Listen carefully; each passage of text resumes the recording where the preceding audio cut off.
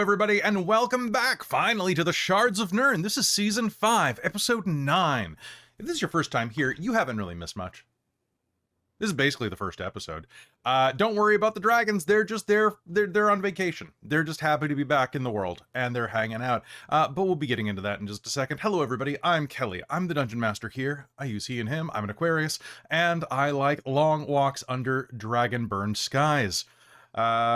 This is our 130-something episode in Ylos, I'm pretty sure, and you are coming back to our grand narrative that is setting the entire prehistory of Ylos before we go to like book publication and stuff. So it'll be a pretty great romp. Welcome to a pivotal event, but it wouldn't be a pivotal event without the party known as Nothing Ventured, which I have right there because my camera's reversed. It's over there.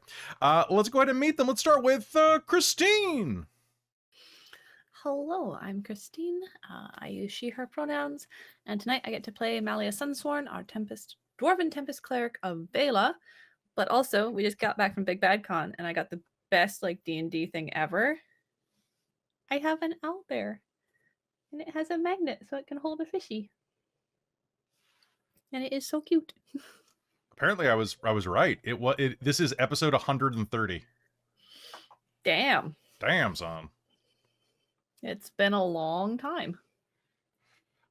Fantastic. You know what else has been a long time? Since I've seen Amy's gorgeous face. It's been like 2 whole days. Amy, how you been?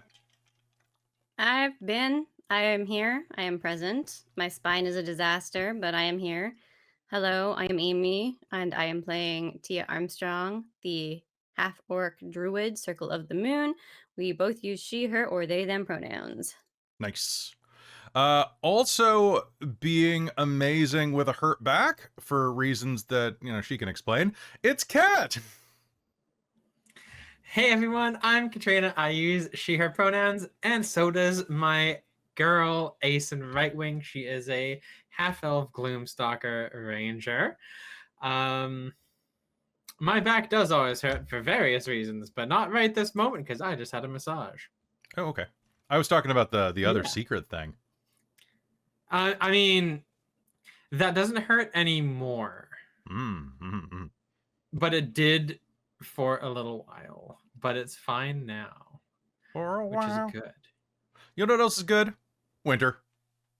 Hey, yeah, I am good. I mean, you're hey guys. like chaotic good. Usually. Hi, I'm Winter. I play Mars, the tiefling rogue. Both of us are she, her. Please and thank you. Holy crap, it's been a long time, and I'm gonna be that bitch and say I'm very excited that it's officially 1 month until my birthday. Yeah, you're gonna be 25. No. You're gonna whatever. 32. No, you're not. Yeah, we're all in our 20s still. And speaking of our 20s, hi, Robin. Hi, I'm Robin. Streaming to you live from Washington, the state, not the city. Which is why I'm in Hotel Fab. Traveling for work. How fancy is that? Traveling for work, including having to get up at leave at 3:30 tomorrow morning to drive my boss to the airport. We did find that out 5 minutes before game, which means that tonight's going to be interesting. I'm excited. Who are you playing tonight, Robin? I'm hopefully going to play if my internet stabilizes, because I've seen myself already get lagged on stream.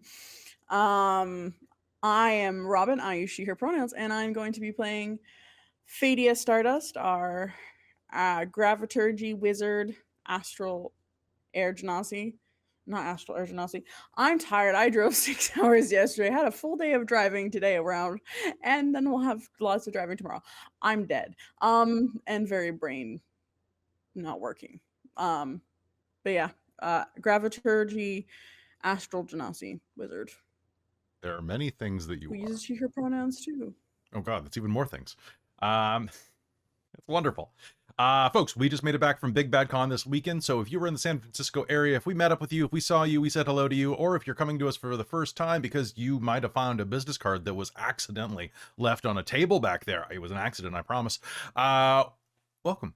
It was wonderful to meet you, see you, or meet you for the first time. I am very excited to have you here. Big Bad Con was a great time. It was wonderful to play some games. We even played a JoJo's Bizarre Adventure game, ran by a really cool dude. I hope to do some more of that soon and get some of you around for an Eat the Reich game off camera, because there's no way that's passing terms of service on any of these streaming sites after playing it.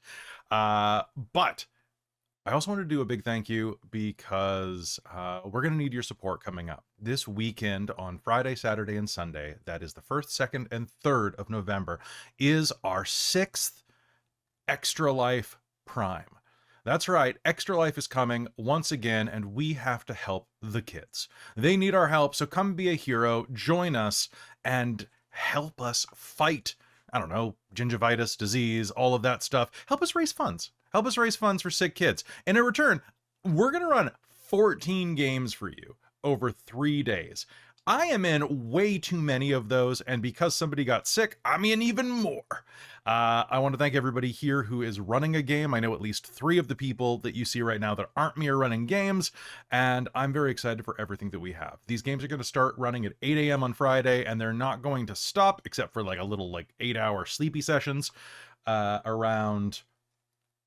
let's see, Sunday at 10ish. So it's going to be a fantastic time. Those will be going up on YouTube way sooner than the spring ones, which are coming up in the next week or so. But if you can't make it to Extra Life, you can always donate. 100% of the proceeds go to Extra Life and the Children's Miracle Network. We don't get a cent of it. So please go to extralife.org/team/dorktales. Help us raise our total. We get some cool t-shirts and stuff, but mostly we just get bragging rights and to help kids, which is a real driving force. Pick which one is more important. They're both pretty important to us. I'm very excited about that, and I think it's going to be a really fantastic time. But you can donate year-round, and a quick reminder that if you're in North America, all of your donations are tax deductible. This is a registered charity, and it is a great way to help kids.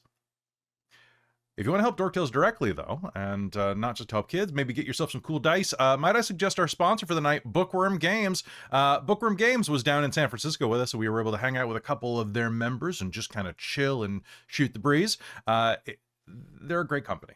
They are absolutely lovely. They are incredibly supportive. They are both wonderful people and wonderful proprietors of dice and other types of merchandise, including their 3D printed familiars, their enamel pin set, which is the Witch's Kitchen set right now, that you can find up on BackerKit. And I also wanted to say real quick, because I see Michael in the chat right now, that they are really fantastic people and employers, because they are going to be putting out in the next bit a fully realized setting and module package that covers this homebrew world of theirs with a real leaning on pirates. And I have been lucky enough to have been brought in to write a increasingly large portion of that as these modules go.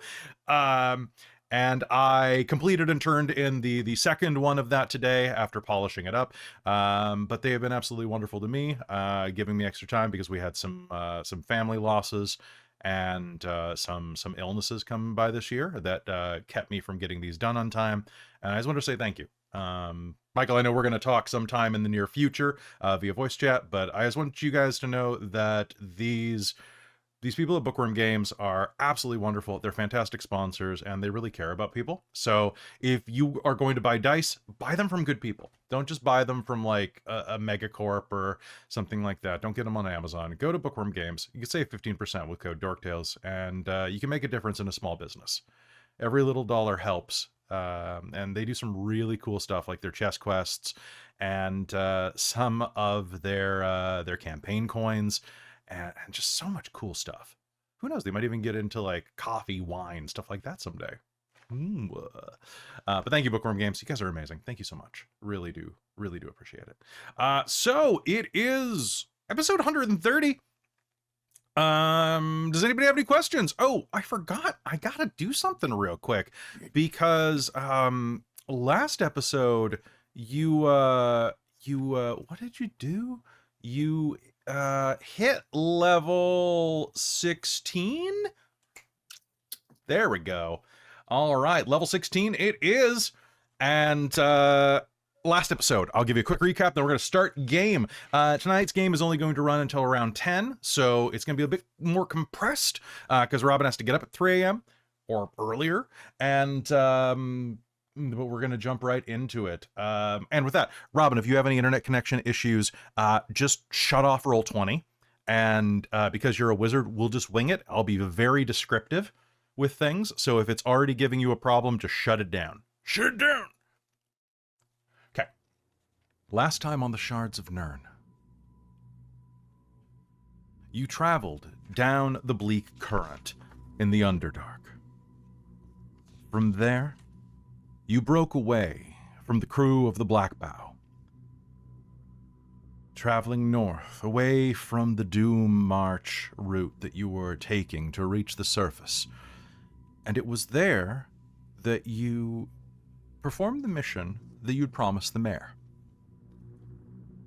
You went to an ancient site, a small island in the middle of the Underdark Sea, where there was a creature waiting for you. After a brief conversation, Fadia Stardust used her star sight to see the creature's true form. The creature until that point had been alien, but congenial. However, upon seeing its true form, she panicked, and you all prepared to fight. This creature had been sealed there for thousands and thousands of years since its fall from the upper planes. This creature, this ancient godlet, this fallen celestial, turned into an aquatic demon, fought you with tooth and nail, tentacle and maw, using your own bodies to shatter its crimson seal that bound it. However, together, and under the might of Vela, who Malia was able to summon into the fight itself, you were able to overcome it, destroying the creature, beyond the need to reinforce that seal. And hopefully, perhaps redeeming it in the process. From there, you met a small, strange being. A little devil appeared out of nowhere and introduced himself. He offered you aid, having taken over your contract from the one whose name has been forgotten. He gave you some advice and offered to aid you in transporting to the surface using one of Fadia's gate spells. And so you did. Overcoming the magic of the Underdark that prevents direct teleportation in, you transported. You found yourself on the surface, somewhere, if direct uppies are to be considered, somewhere in the region of Toulouse, near the Stormlands, around the Midlands region. However, while the late day sun was a beautiful sight after so long in the Underdark, what you were not expecting to see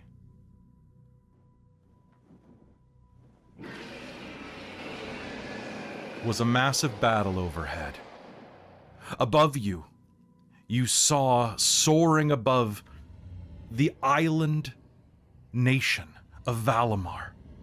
This magical flying conglomerate of islands flew overhead, and before it, you saw dragons, dozens upon dozens of them, enough blackening wings in the sky overhead that it could be mistaken for hundreds. The sound of dragon roars were everywhere. You saw knights in fields You saw dozens and dozens of wizard spells hurled across the fray. It was obvious now that these dragons were attacking, throwing their rage against the flying city. Explosions marred its face, and you saw all manner of dragon in the sky above you. And that is where we ended game. Now I need to know, looking around, you find yourself staring up at this massive island above you that is almost stopped in its track, but still floating about the speed of a slow cumulus cloud. Still moving. Various magical defenses are thrown up. Giant barriers with all manner of magic sigil crackle as dragon fire, dragon lightning, and other forms of energy collide with it.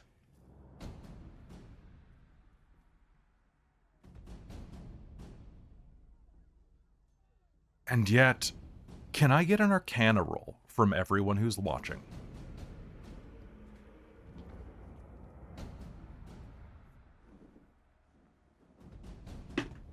Oh, that's a 3 for Cadamus. 16, it would appear. 16? 28. 28. 6. 28. 6? 17. 17? Okay. 6.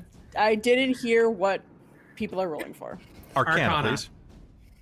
Okay. I'm catching about 20% of what's being said.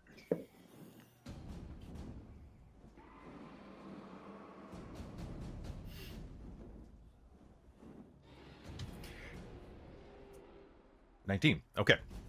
So, for those of you, Cadamus and Mars look up at the sky that is beginning to fill with flame, and both of their jaws just kind of drop. The Arcana, the knowledge of whatever is happening up there, it's not the most important thing right now. What's most important is that both of you see dragons everywhere. The rest of you, Tia, Malia, Fadia, the three of you are going to see that these wards are not going to hold forever. The assault of the dragons is wearing it down, slowly but surely. From your angle, you think you can see the magic being reinforced, but you're not certain. Asen, with that 29, you are going to see, you're going to be able to see that these magic wards are latticing across. They're reinforcing themselves. They're trying to draw kind of on mutual energy between them. This is a very sound tactic for full coverage, but it's very draining. And like any chained network, all it needs is one weak link. And you can see it's starting to fail. They've maybe got minutes, an hour at this point.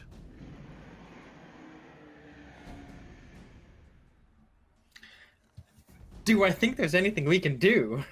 Well, I'd say the island's probably about 1,000 feet up. That's pretty far. We can't get up there. All right. What are you all doing? Saying, Gods above. This isn't good. Yeah, they don't have very long left before the dragons are gonna break through that. Oh god. Oh. Do I even want Why? to say we should try and find Farah? Or no?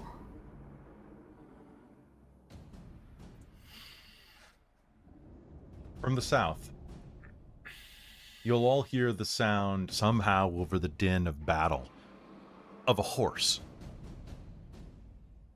A mounted rider rushes up along a farm road, where you see that there are hastily erected tents to the south. The rider heads directly toward you, a long, serrated tipped lance clutched underneath their arm.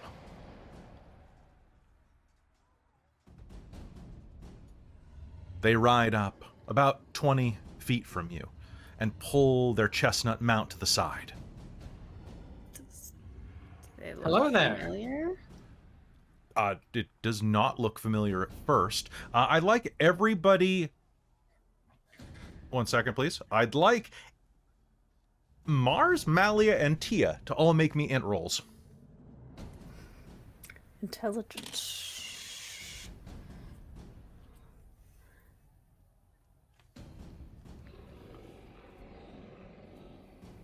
Is that like a saving throw? Nope, just a check. That's my first natural one of the night. Oh no. Mally is not very smart int-wise. That's a 3. Oh my god. I rolled a 2. I only had 1. Oh my god. Mally is wise as hell. She is not smart. I got a 15. Perfect! Oh my god, Mars! Okay. I'm gonna pause real quick. Robin, do you want to try turning off cameras to see if this works? Yes. Okay. What? Do you want to try turning off your cameras to see if that helps?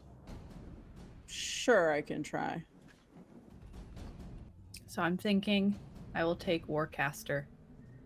as Do you my not level have 16 Warcaster? feat. No, I don't. Yeah, apparently I had written that down as what I was selecting too, and I'm just like, I have no recollection of doing that. So I had Skilled and Thrown Weapon Master. it definitely seems like something that we should have, though, considering how many concentration spells we have. It's But just like also these- the ability to be like, haha, opportunity attack spell. Yeah, but so Robin, if you minimize, it might not have a problem when I start doing the blah, blah, blah, blah, blah, blah, blah. Yes, but then I can't see when you do the blah blah blah blah blah. Because tonight you've also been taking long pauses, so it's hard to tell when I'm lagging and when you're taking a long pause. Oh, okay. Is it con drop? No. I just got some stuff done today, and I feel good about it. Plus, I get to play with dragons tonight, which always makes me happy because I need to fight more dragons. Somebody run a game where I get to fight dragons or steal them. Okay. All right. So, Robin, make sure that your high quality is turned off for that little high quality renders. Yep.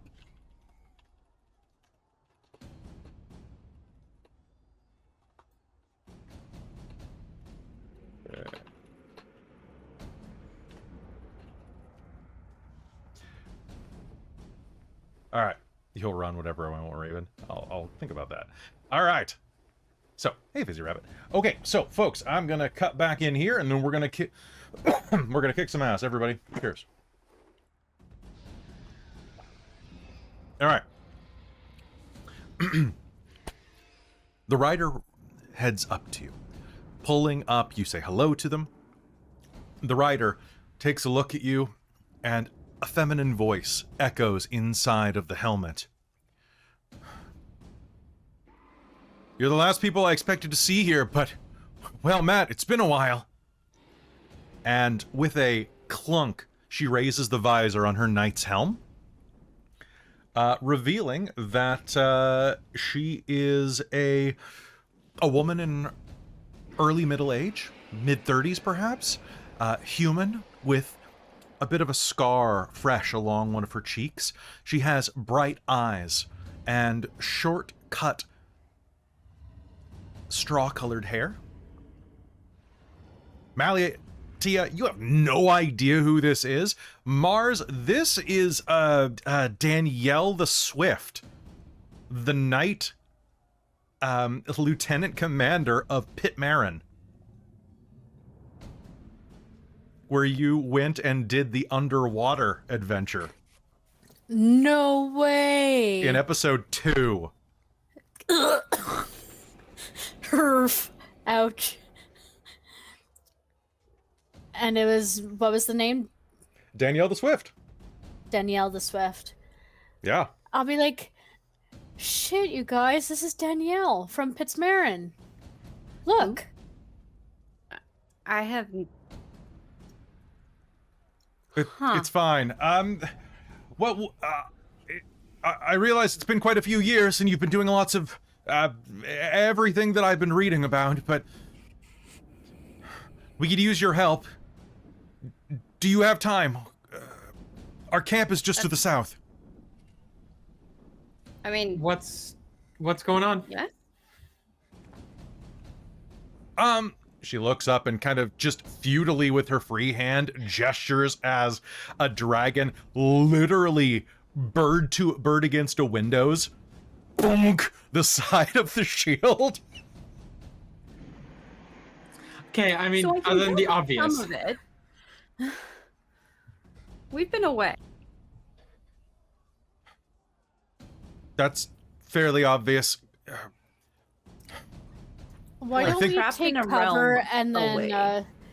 then we can go over details, but more of that might Yeah. happen. It's probably a good idea. The commander would probably be able to help you more. Yeah, because that shield is not going to last very long up there.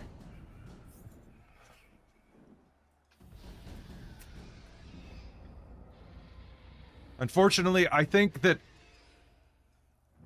whatever's happening up in Valimar is a little less important than what's going to happen down here.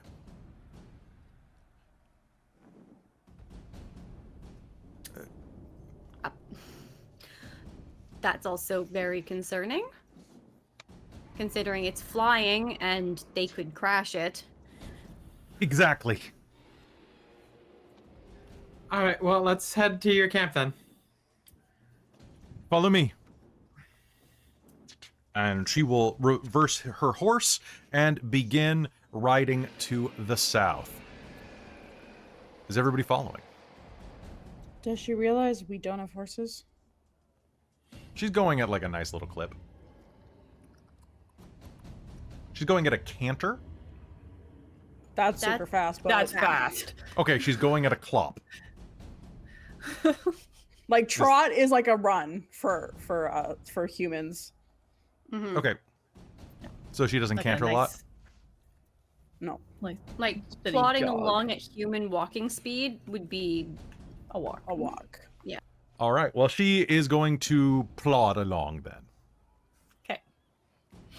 Canter is like one just below gallop. Ah, I see. Can you Like tell I've never, barely ridden, below gallop. I've never ridden a horse? I wouldn't know. Now everybody Well, lucky gasps. for you, you have 3 people who have, at least.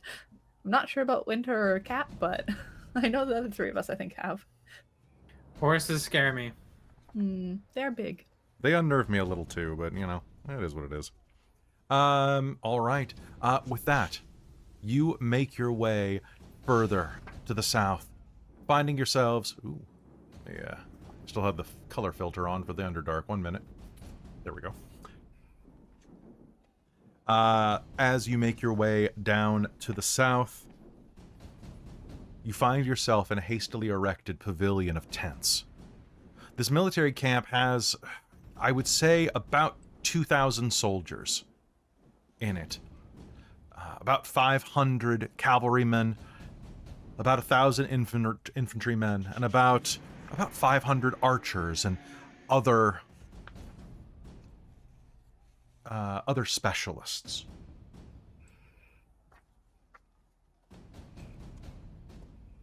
As you make your way into it, Danielle leads you further into the encampment, pausing before a blue and white striped tent.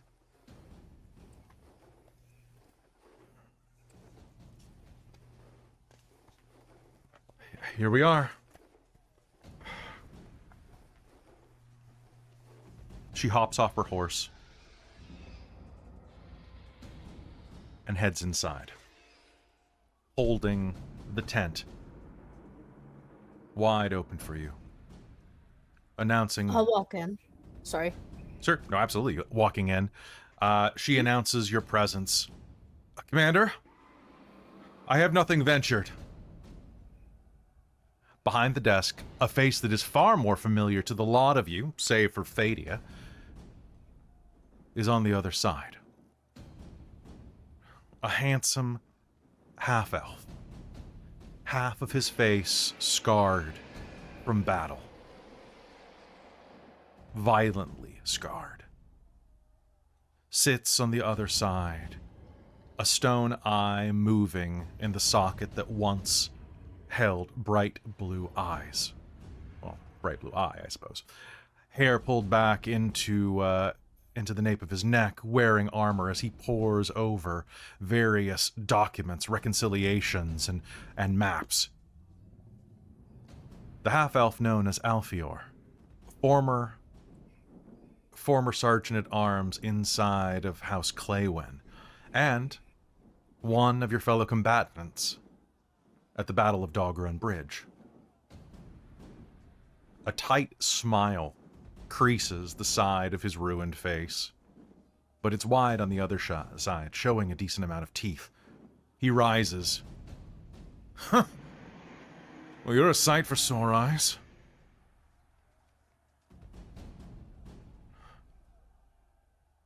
Well met. How can we help? Well, hi. That's a nice way to introduce someone the first time. Fadia Stardust, and she'll like hold out her hand. He'll look down and pull his gauntlet off and offer an ungloved hand to you. Commander Alfior, it's... The roaring gets particularly loud for a moment. It's a pleasure. I assume that you're traveling with nothing ventured as well? Yeah, they Traded in kind the of. idiot half-elf. I understand. A good upgrade. Something like that.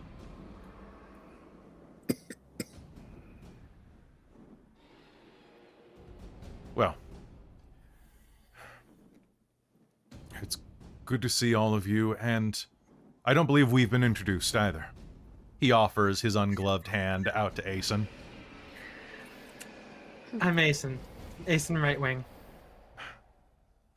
I fought alongside your brother at Dog Run Bridge. I've heard about it. Is he all right? He was, quite a warrior. I She's hope gonna nothing- step back and kind of like gesture to herself and be like, trust me, I know. It was a good fight, wasn't it? I'm gonna make an int check. Alright. You've been through some changes, I see. Just a few, yeah. They fit you. Thank you. But the idiot half-elf is still fully there. 100%. Oh, Far And she's no. ignoring you. Very much. I meant the monk. Oh, that Oh. idiot half-elf. Perfect. The drunk. Oh, yeah, that one. I would never call a lady an idiot. Anyways, Not a lady. good to see you again. It's good to see you again, as well as... I don't think we've been met either. Gadamus Warforge. I don't shake hands. Not with elves. Besides, Tia's said a few words about you when she's been drunk. Have you now? Probably nothing flattering, but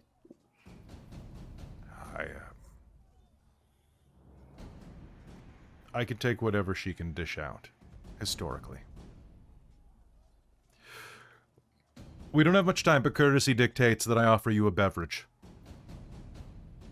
Wine? I have some,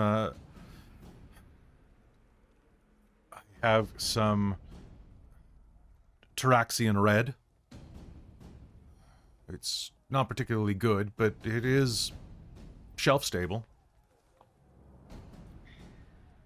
I'm okay, I thank you. would love some wine.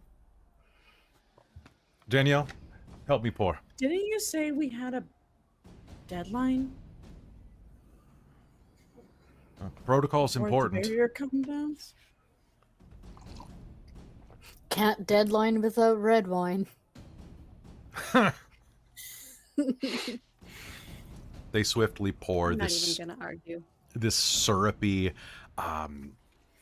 very, oh god, like this very earthy wine that smells like a mix of like black currant and pine nettles.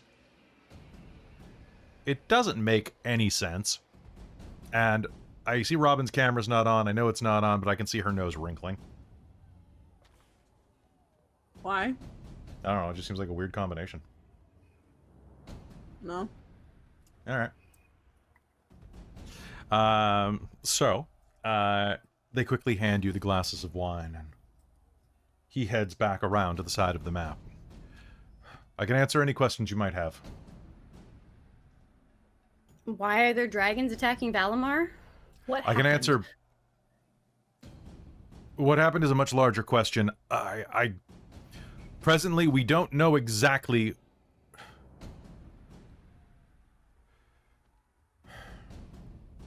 The intel that we've been given from High Command says that they're after someone who is inside of the barrier.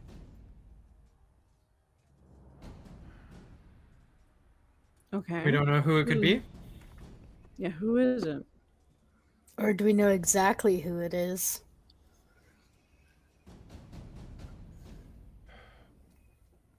A lot of things have happened since you've been last up here.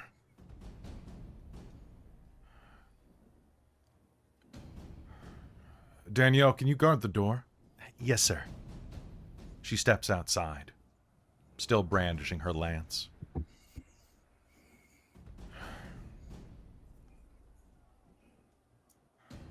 Can I trust you?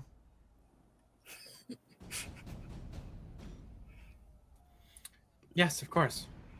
Well, if it Historically, was that's that not easy. always a great thing to ask. But we are invested in what's going on. You're my allies. And I owe you for what happened at Dog Run Bridge. This is privileged information.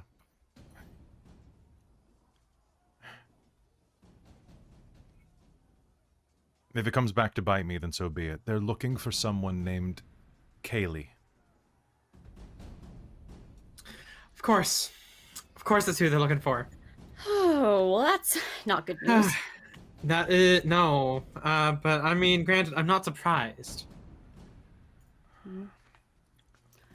The leader of I'm that not contingent... The leader of that contingent gave an ultimatum, apparently. To surrender this person, or else they would bring the entire island down.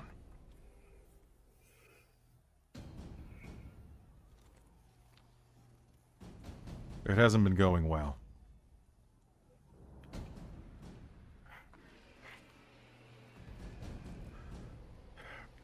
Presently, the Dragon's forces are being led by an immense amethyst dragon named Vendantis. But there are a number of others there. We've seen reports of a female moonstone dragon named Diandria, who is sailing them from the top, I guess, on top. I'm not used to fighting in 3 dimensions. Has anyone here heard anything about either Faramina or Garleon in the area? Lady Golden red Hazal, dragon. Lady Hazal and Lord Zarnak are presently engaged. Last I heard, they were attempting to counter Deandria's advance from above. Okay, so they're engaged up there as well. along with a few others that are part of their cause. We're not without Okay. dragons of our own, but it's tense. How do we get up there?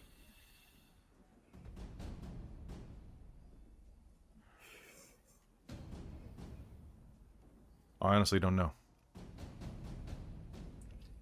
They have ground forces as well. They've managed to recruit quite a contingent of Dragonborn from Draconia. That's going to be our job, primarily. They've got powerful wizards that are gating them in. Hoping to, I guess, seize part of the Midlands. We're not terribly far from Kincarnadine.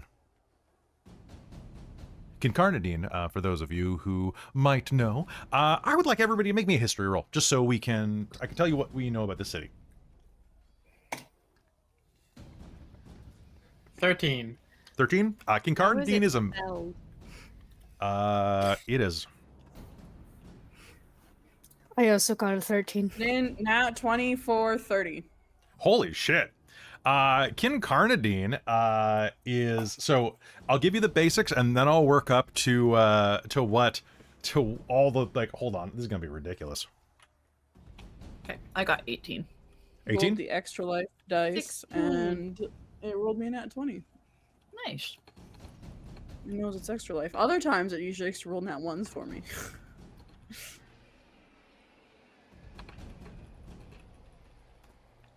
Okay. Also, the camera seems to be stabilizing. I can actually have roll 20 open, which will be good for fights because my brain is easier to look at pictures right now. Beautiful.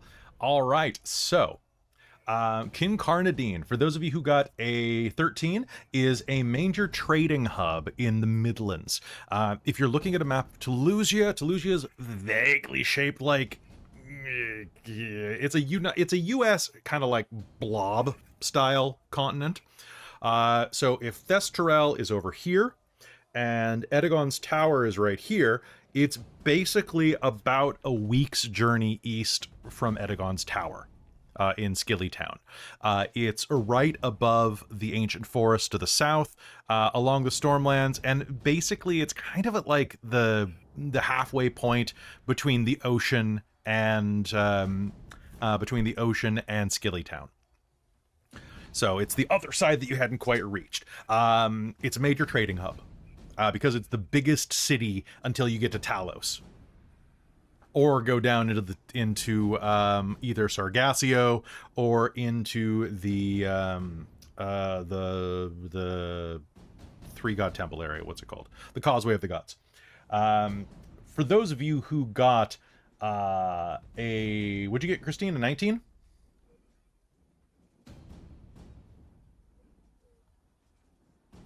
Sorry, I had to wake up the mouse again.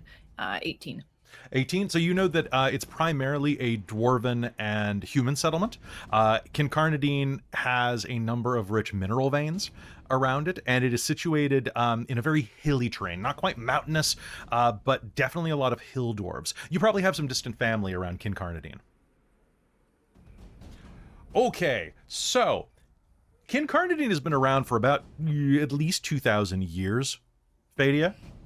You're going to know the following. It is located along several rivers that cut through the hillside.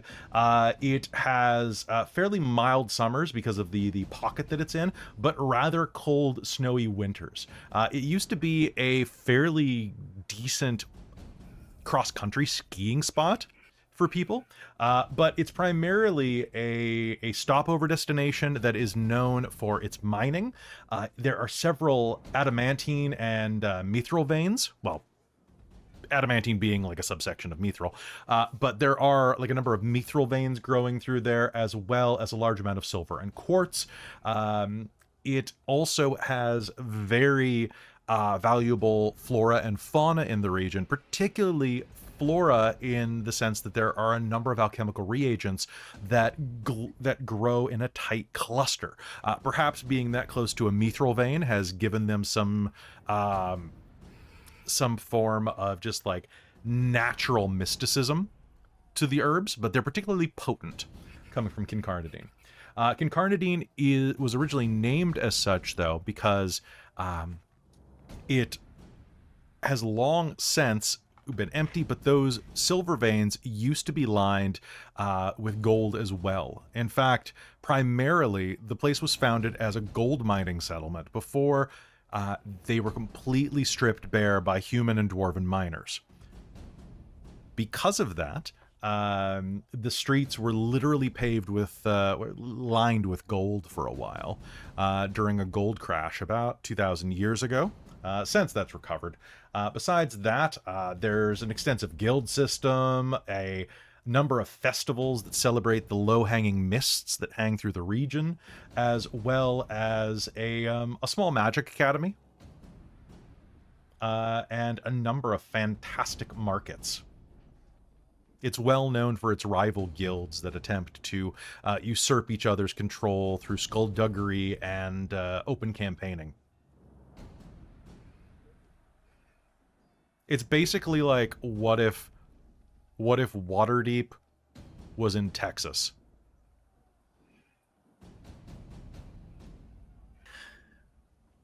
Kelly, Cat. do I think if we can find a way up to Valimar that we'd be able to get in and help that with the city's defense itself? Potentially. I don't know. Okay. Make me an Arcana roll to see if you think you could. Whew, nat 20. Kicking off 9 Arcana, 29. Holy shit. What is with your rolls tonight? It's just Arcana. It's the only good one that I've had. So, potentially, if you got up there, I mean, getting inside is a problem because you'd have to breach their shields. And if you breach their shields, what's to say that other people can't? But besides that, theoretically, yeah. At the very least, Fadia and Malia might be able to, potentially Tia, but it would definitely need some, like, heavy casting to be able to do that. Would a Quetzalcoatlus be able to get us up there? Get at least one person up there? A Quetzalcoatl? Yeah. I mean... It's a CR2, and I can summon one with my conjure animals. I mean, they can fly, so yeah. Or I could bring in 2 giant eagles. I mean, 1 gets you further than 2, in terms of party members. That's just basic math. But I don't know. What do you want to do? I'm probably actually gonna just bring that up. Like, okay, so we have ground troops coming in, Kincardia. We have dragons up there. Where do you think we'd be better off? Because some of us can get up there. I'm particularly good with dragons. I mean, Let's- I can polymorph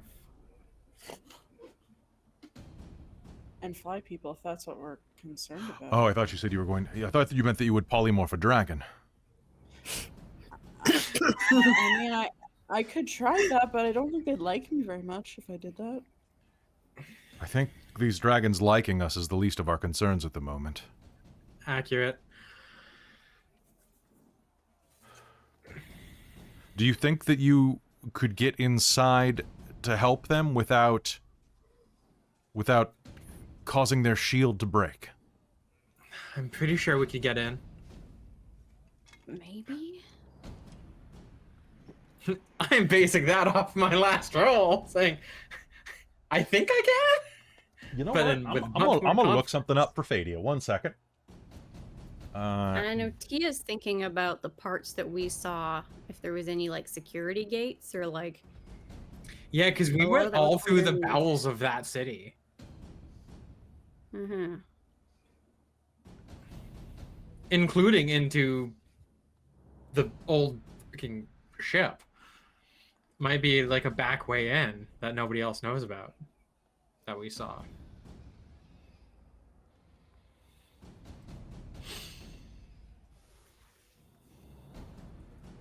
Okay, so here's the fun of this. Fadia, I'm not telling you what to do. Mm-hmm. But I'd like you to read the write-up on the gate spell. You just want me to use 2 out of 3 already. What? No, actually, I don't care if you use it or not. But it does take you to a creature of your choice. Which I hadn't actually considered when I was plotting the session. So, yeah, I mean, that could work. It's always fun when a I forget. pseudonym, title, or nickname doesn't work. Name of a specific creature. Okay, I just have to know the name of it. Yeah, and then you teleport to it. I would say a 9th level gate spell does not... It doesn't, like, bypass because it's an extra planar spell. Even though you are teleporting through this plane of existence, you're doing it using a spell that literally transports you across planes. So I'm going to say it doesn't count for breaching barriers. It basically transports you through, or I guess behind it? It's like warp. It's like warp. Yeah. That's probably a good way to explain it. So there's that. If you did want to go inside. If you wanted to stay out here and fight dragons, that's also an option. The thing... So... The person is when you're trying to get a person, it draws the person to us. Oh, not fair. the other way around. Fair, yeah, Reading the spell. you could totally summon anybody in the world to you. Yeah. Oh, that's wild. Still useful. Yeah. So it's we wouldn't be able to go to them. Oh, my bad. I They would misread come it. to us. Yeah. Time to summon Paralogist to us. Let's go. Paralogist, bring us up there. It just summons Paralogist. Garleon was riding on him. Suddenly Garleon's in midair without his car. Who's flying in Guild Wars? Garleon's no Yeah. good, very bad day. Got his own wings at this point, right? Yeah, using the gate spell only for someone is just literally It just like summons them, yeah. Uber Eats them. Yeah, I think you mean it just Ubers them, not Uber Eats them. Uber Eats. No, I'm gonna- I accept this. This is I'm gonna hilarious. create a spell called Uber Eats. Uber Eats. Wouldn't it Okay. be like Listen, Eagle I am Eats? so tired. I'm barely like able to put the sentences you guys are Okay. saying My favorite thing into words. Robin, my favorite thing from Big Bad Con was when Jen and I were playing Eat the Reich, and we're in the middle of like just devouring tons of people, and like end up like summoning a bunch of Nazis to eat, and I turn and I go, "Hey, look, it's Ubermensch Eats."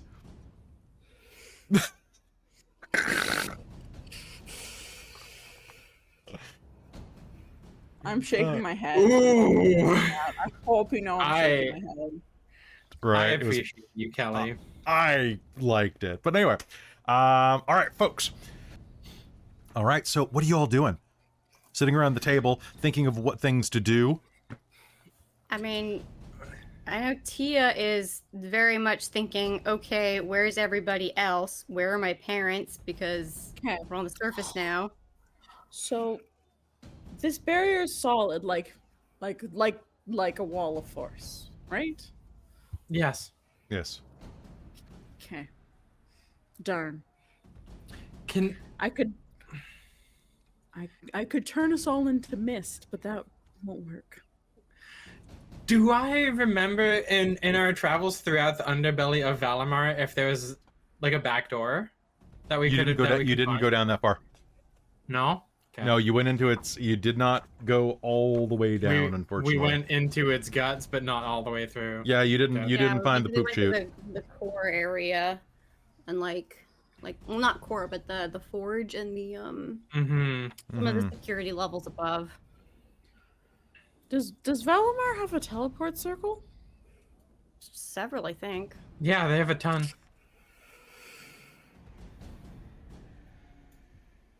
Though I don't know if they'd be accessible from the outside right now. It's beyond me, honestly. Either way, I'm happy to get up there and try, or at least try and help out the direct defense. Perhaps we could draw their attention away so their forces are more divided and they're less focused on... Because it looks like those shields were somewhat replenishing themselves. A little bit. They don't have too long. So can we draw away the heavy hitters and give them the chance? Potentially, if we help deal with the forces on the ground, it might draw the attention of some of the heavy hitters up above. That's a good idea. If Do we want to have some up and some down? I don't know that we can really adequately get up there. Oh, we can, but it would leave us vulnerable to aerial attacks. Mm-hmm. Let's not split the fight. As you say that, you all start to get a tingle at the base of your scalp. And there is a boom noise that echoes across the field. Well, that sounds like the fight has come to us. And can I get a real quick strength save from everyone? Oh, no. I don't think you can from me, but we'll try. Nat 20. All right, I got a minus 19 on that one. Okay. 10 minus 2 is 8. Okay, Fadia, you are knocked prone, but that's it. 23. Nice. 16, because I keep rolling 10s. Okay, and Cadamus got a 20, so he's fine. Oh, I should roll for Alfior. Alfior failed. Danielle failed. There is a noise, and something huge collides with the ground outside. Dust plows into the tent. The tent is going to pitch and collapse on top of you. And you're going to hear the sound of hundreds and hundreds of people and horses letting out cries of shock. And suddenly the noise above you gets altogether much louder. Oh, crap. I'm gonna run out and see what's going on. Or get out of the tent. From under the tent. Run. Yeah. Pushing out from the tent, you are going to look up and see the dozens of dragons have breached the barrier somehow. An immense creature looms over the edge of Valimar. Even at this distance, hundreds and hundreds of feet in the air, it is the size, of your mind struggles looking at this. Everyone who goes outside and looks up, I would like you to make me a wisdom saving throw for dragon fear. Oh, crap. Is this the dragon fear, like a frightful presence or something else? It is a frightful presence, so... I have a advantage on that with my armor. Ooh. Oh, you do? Yes. I rolled a 16 and my wisdom Okay. is 0. You are going to be Also, fine at this distance. Spooky. I also remembered that at the end of last game, I'd been planning to activate Seeing Dragons, the distance and direction of the closest red dragon within 30 miles. Closest red? Okay, so you can activate that now. It's about a mile up in the air. All right, I'm seeing, Robin, you have a 17. You're going to climb, kind of like crawl outside of the tent and look up. Your jaw's still going to drop. Cadamus is going to fail this. Wait, he's a fighter. He has Indomitable. I'm going to use one of those. Hey, that's a 20. And Christine, what'd you get? Sorry, I was just trying to refresh myself on what my character has. So what role was this? This is a wisdom save. Oh, I'm fine. That is a 27. All right, so all of you except for Cadamus are going to pass I'm just going to do a couple of rolls for the army. About half of them are going to be stunned in fear looking up. Above you, you are going to see... I need you to picture the size of Valimar is such that as it passes over, entire provinces grow dim. You remember how big this thing is. Imagine something the size of about half of Vancouver Island or a third of Vancouver Island floating overhead. It's going to completely blanket. Now, this is like 500, 1,000 feet in the air at this point. Even there, you are going to see a creature leaning over the edge. Its flesh looks like raw, uncut amethyst gems. Its eyes blaze with an internal psionic light. 1,000 feet in the air, and it is... your stomach twists, for it's about the size of a mouse in front of your eyes. This creature must be hundreds of feet tall. It is the largest... that's big. It is the largest creature you have seen Comparable since to that mobile mountain that we fought? this thing would kick its ass. Jesus Christ. It is not quite as large as the mountain giant, but it looks a hell of a lot scarier. However, as you are looking... Oh, just, I think as we're looking up at this, I think Tia's gonna say, hey, Malia, do you think Vela will, still be listening? Well, I don't know. I think I finally understand how dragons could, like, kick gods' asses. Depends on if she wants to tangle with that or not. Great. Great. And as you say that, can I get a perception roll off of everybody? Absolutely. Okay, give it to me with disadvantage because of the smoke and debris. Cadamus is rolling a nat 20, which was disadvantage. That's a 19. I also rolled a nat 20 disadvantaged into a 27. 8. 24. 8. I haven't rolled a nat 19. 20 as well, but perception is not great. Okay, so 24, nat 20. All right. Everybody who rolls higher than a 20, higher than an 18, we'll say, is... Yeah, there you go. Did you say 12, Robin? Or did you say 24? No, I rolled a nat 20, but I had disadvantage, so then I rolled a 12. Oh, no.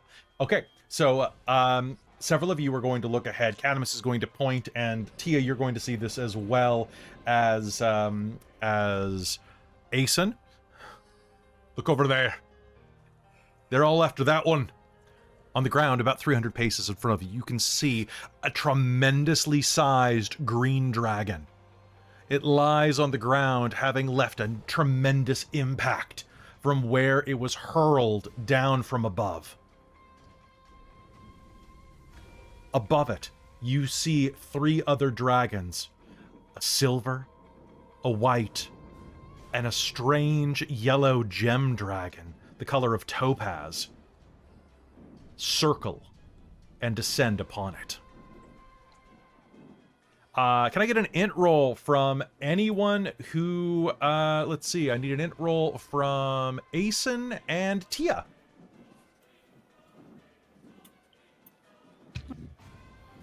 Aeson, you will have advantage on this roll.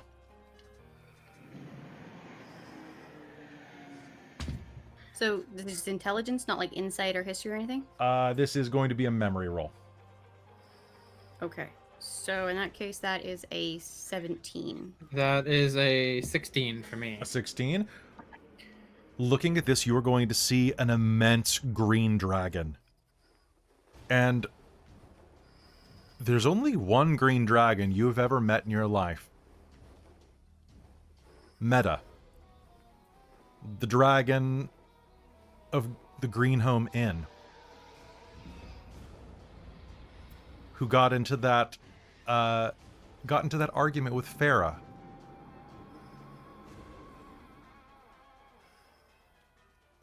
She was still in human form, but right now you see this dragon hurled from the battlements of Valimar down to the ground and being circled by smaller, hungry dragons. What do you do? So the smaller ones look like the smaller circling ones look obviously like the hostile ones, and the green one looks like The green one looks very injured. How close are we? About 300 feet. About 300 feet. And there's a white, topaz, and a silver, you said. I did. I'm wondering if I can just straight up shoot one. All right, so here's the question. Are you all going to aid this or attempt to get in up to Valimar? I think Tia's going with the let's draw their attention away towards here, like away from Valimar. So that's where Tia's leaning. Okay. I'm just trying to plan how to deal with this kind of threat. Yeah, because we've got a huge threat right in front of us, and we've got a huge threat up there. How far above is Valimar? About 1,000 feet, Kelly was saying, I think. I'm going to roll to see what it is right now. It's sinking a little bit. I'm going to say it's Probably about just ending with a about giant 700 thing right on now. it. How much? Sorry. About Kelly's about trying about 700 feet. to- Okay. Because I'm also thinking if they get into Valimar and they can actually get to Kali, that might not be good.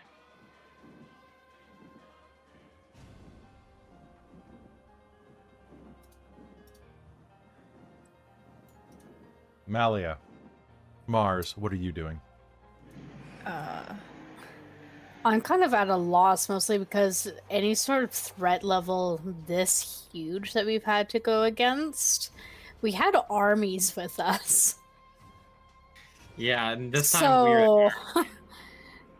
So... I have a terrible idea. I like terrible ideas. I don't. What type of terrible idea are you thinking about? Ride dragons up to Valimar? Help the Could green it- one take a lift? Could it be any worse than me being like, I'm gonna summon an animal to fly up there right now?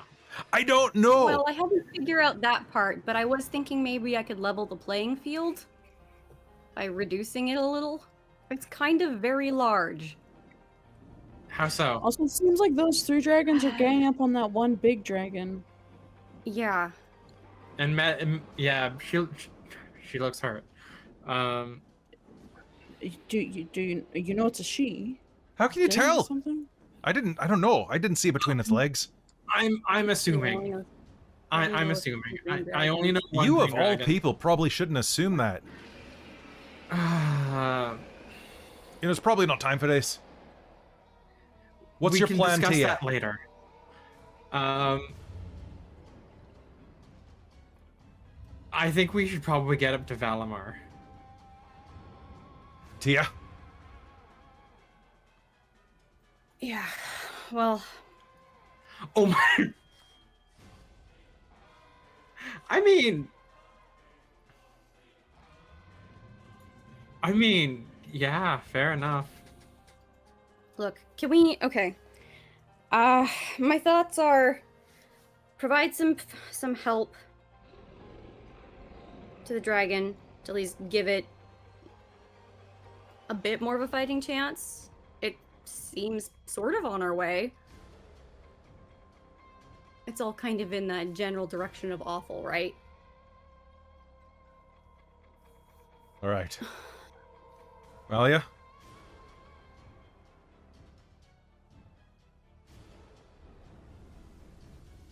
Admittedly, at this point, I am very confused about what's going on.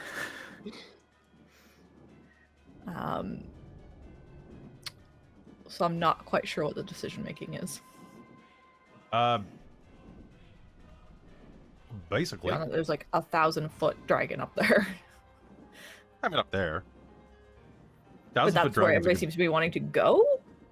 I don't want to go up there. We are not prepared to fight a dragon that old, I don't think. And a large reduce is not going to work on a dragon that old. It's a second But level I- spell. It's not going to work. I think they probably have a lair Large action. reduce, that dragon's over on the field.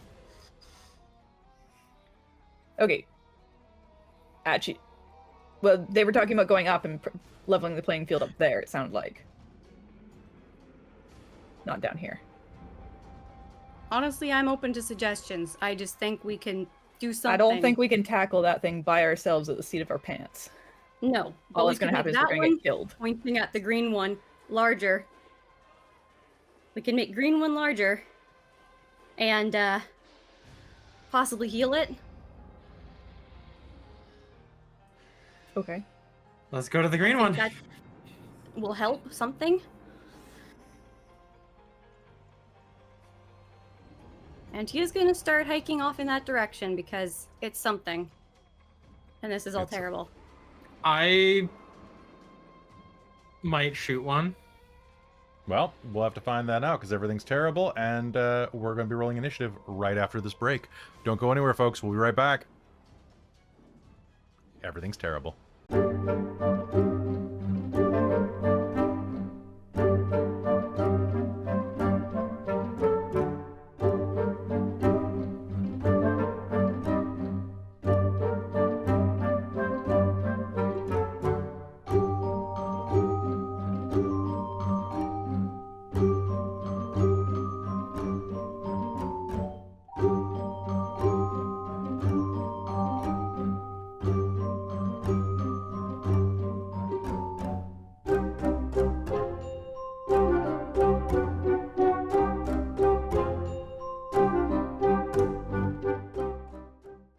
Hello, everybody. Welcome back. This is the part of the program where I'm going to super quick talk to the chat, and then we're going to fight them Durgan.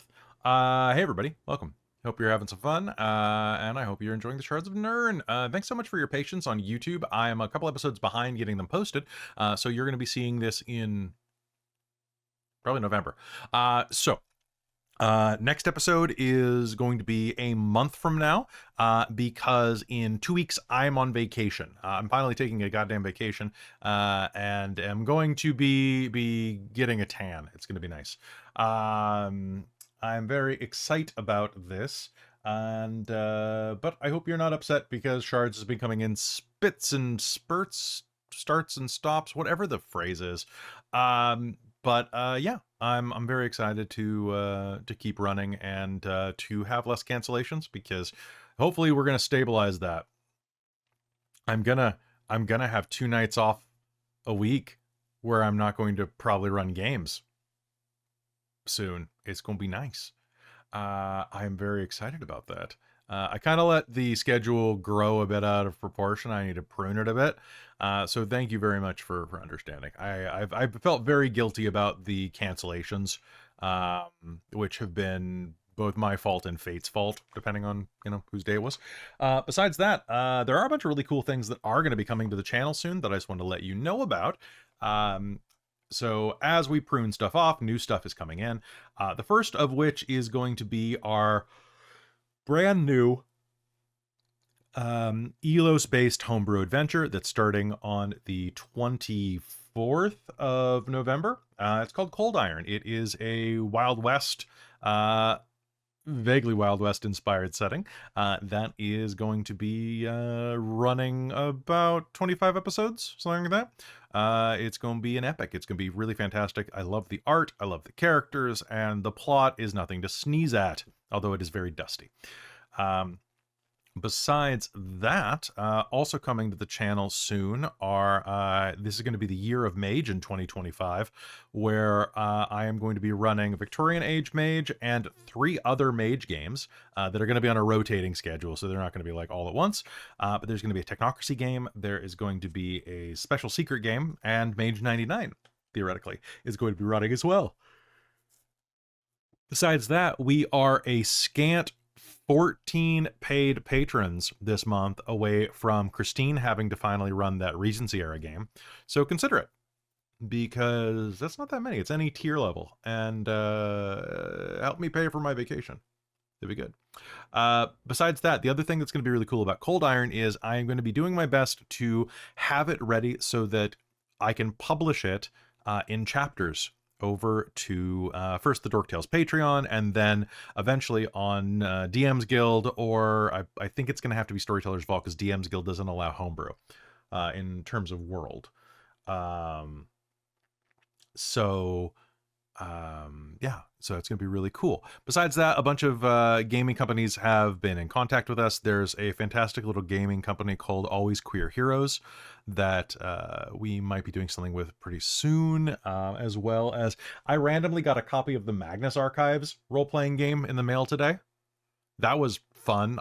Because I backed the Kickstarter and I had that on my shelf, but then I got a box today, Care of Dork Tales, and I was like, oh, now I have 2 copies of it, the one I paid for and the free one. Cool. So who knows, I might do that. Old Gods of Appalachia is going to be wrapping up soon, as are a bunch of other things, and it's just going to be great. Anybody have anything else they want to share or talk about before we hop back in?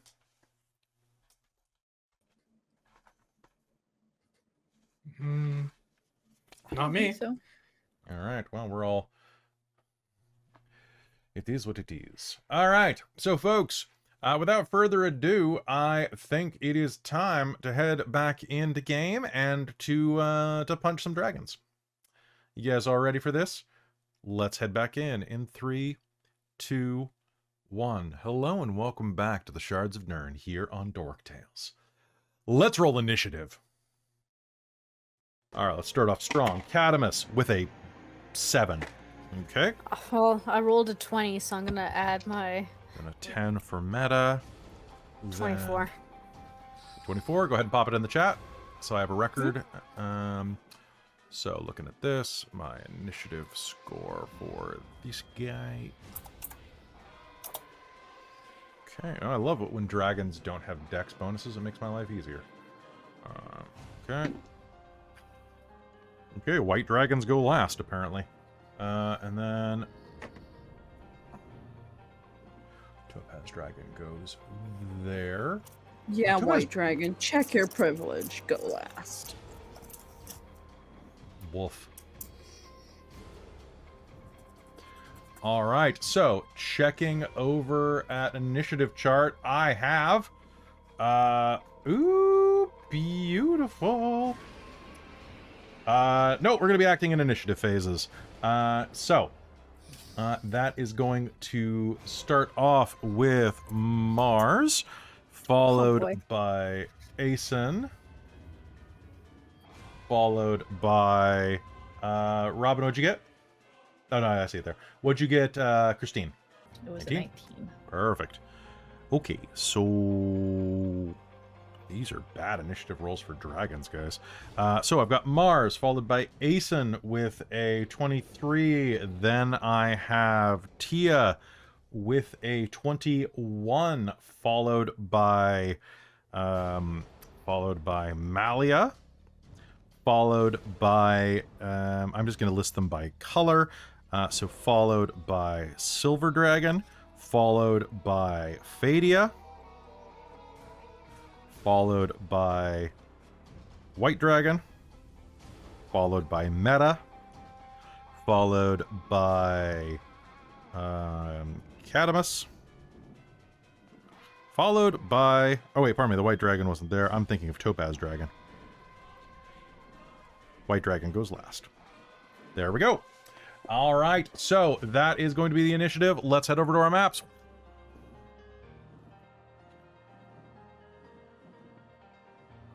All right, so when this occurs, you're going to find yourself, we're going to cut to you guys running over, just so that you are within the realm of possibility.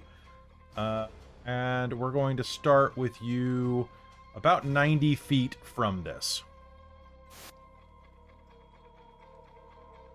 And let's be honest, I'm going to bump Cadamus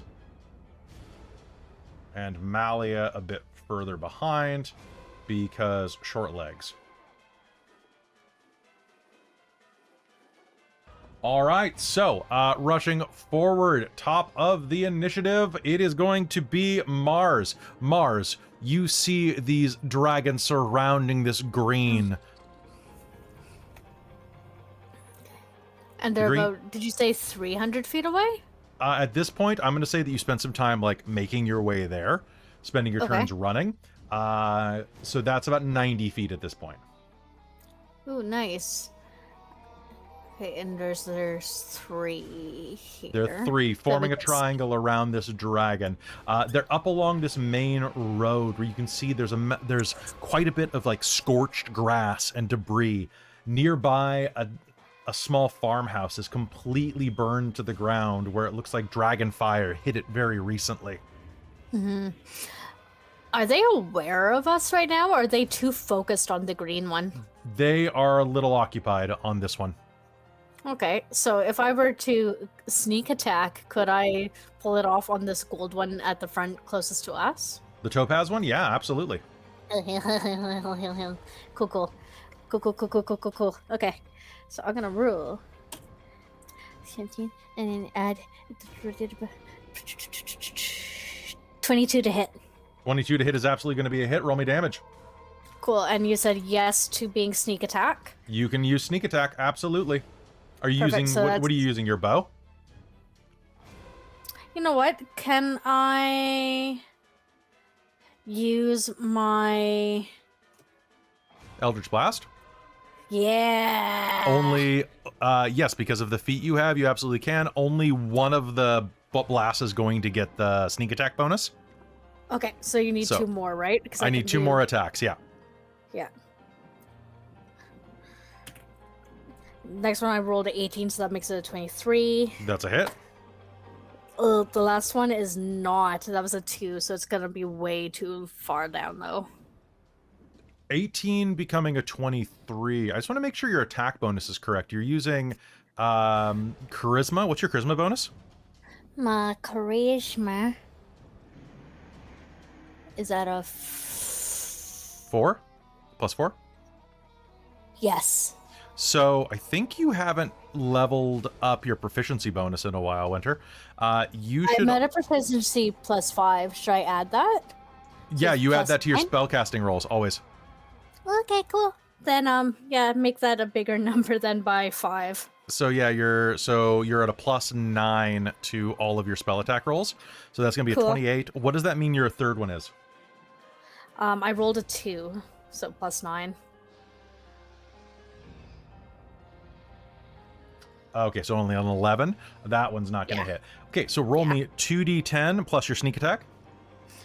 2d10 plus my sneak attack, and then I don't add anything else to the sneak attack, right?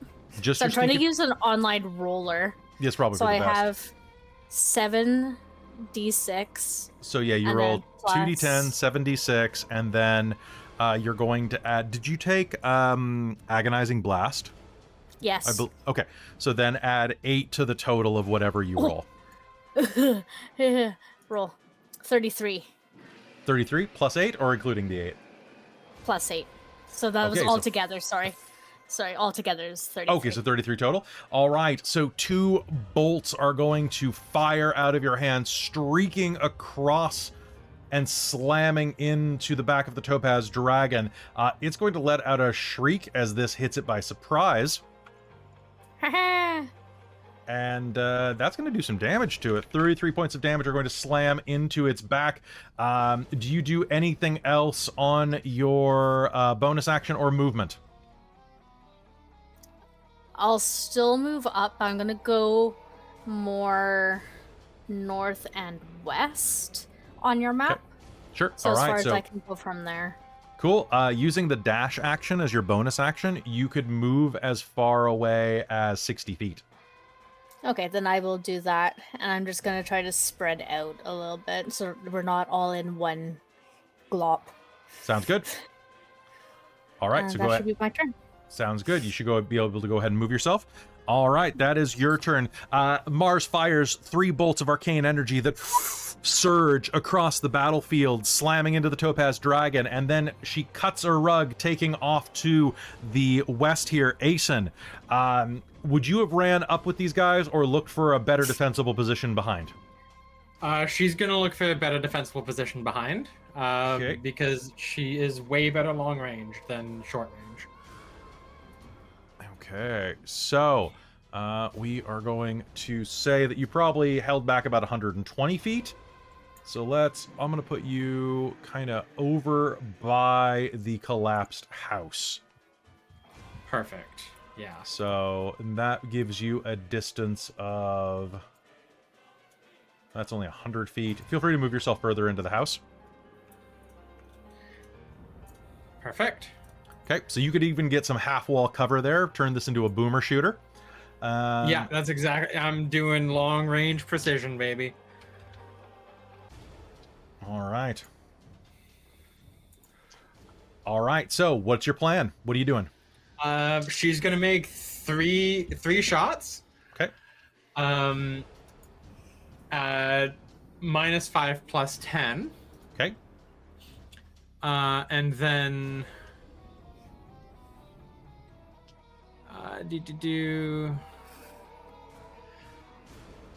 quick question about a specific spell, Kelly. Yes. Hail of Thorns. Next time you hit a creature with a ranged weapon attack before the spell ends, so that would be only valid for one of my shots, Yes. correct? Hail of Okay. Thorns is only good for one. Yeah.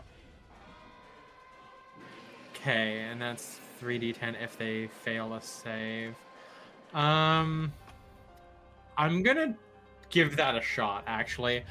So I'm gonna bonus action Hail of Thorns. Can you make me a Dex save, please? Sounds good. On This is the the Topaz Dragon. Yes. That's going to Okay. be an 18 plus. That's gonna be a success. Okay. So you're still gonna take half as much damage. And that is if these ones hit. Okay, so you're doing -5 so- plus 10. I'm doing -5 plus 10, so that's plus 9. So I got 2 21s. Okay, those are hits. And then I have a 12. Okay. Which I assume is a miss. The 12 is going to be a miss. So I'm gonna use my Stalker's Flurry and re-roll that one. Okay. Yeah, and that's gonna be a 19 on the other roll there. Base plus 9, so Okay. 28. Okay. So 3 hits. One of them is the extra Perfect. thing majig that I said. I'll do that separately. All right, so we All right, have. give me the damage. I'm just gonna mute super quick while I type. Okay. Also, hello, Raid. Good to see you, Casters and Castles. Real quick while you're doing that as well, Robin, how, now that you've closed roll 20, is it any better?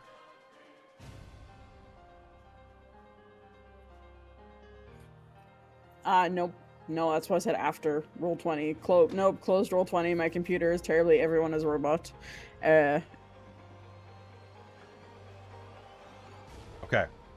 Do you want me to sing you out?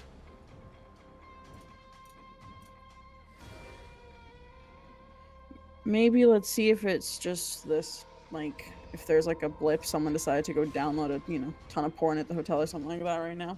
Yeah. Still Oh, sorry, that was me. That was me. It happens. I just need my hentai fix. Okay, so I meant to roll that Hail of Thorns at 4th level, but it didn't say that. So 1st level it is. Tell you what, I'll let you do it if with the offer. To do be an extra 3, 4, 5, 6, 7, 8, extra 8. No, would not worth it. Okay. It'd only be an extra like 8 damage, so not worth it for me. As it is, you're gonna be 91 points of damage. You hit with a weapon. You hit with a weapon, right, Cat? I hit with a weapon 3 times. Yes. Cool. One of those. Add an extra D10. Fadia will violent attraction as a reaction. Extra D10. Fadia Yeah. is a violent attraction. And Fadia is a violent attraction. That's going to be an extra 8.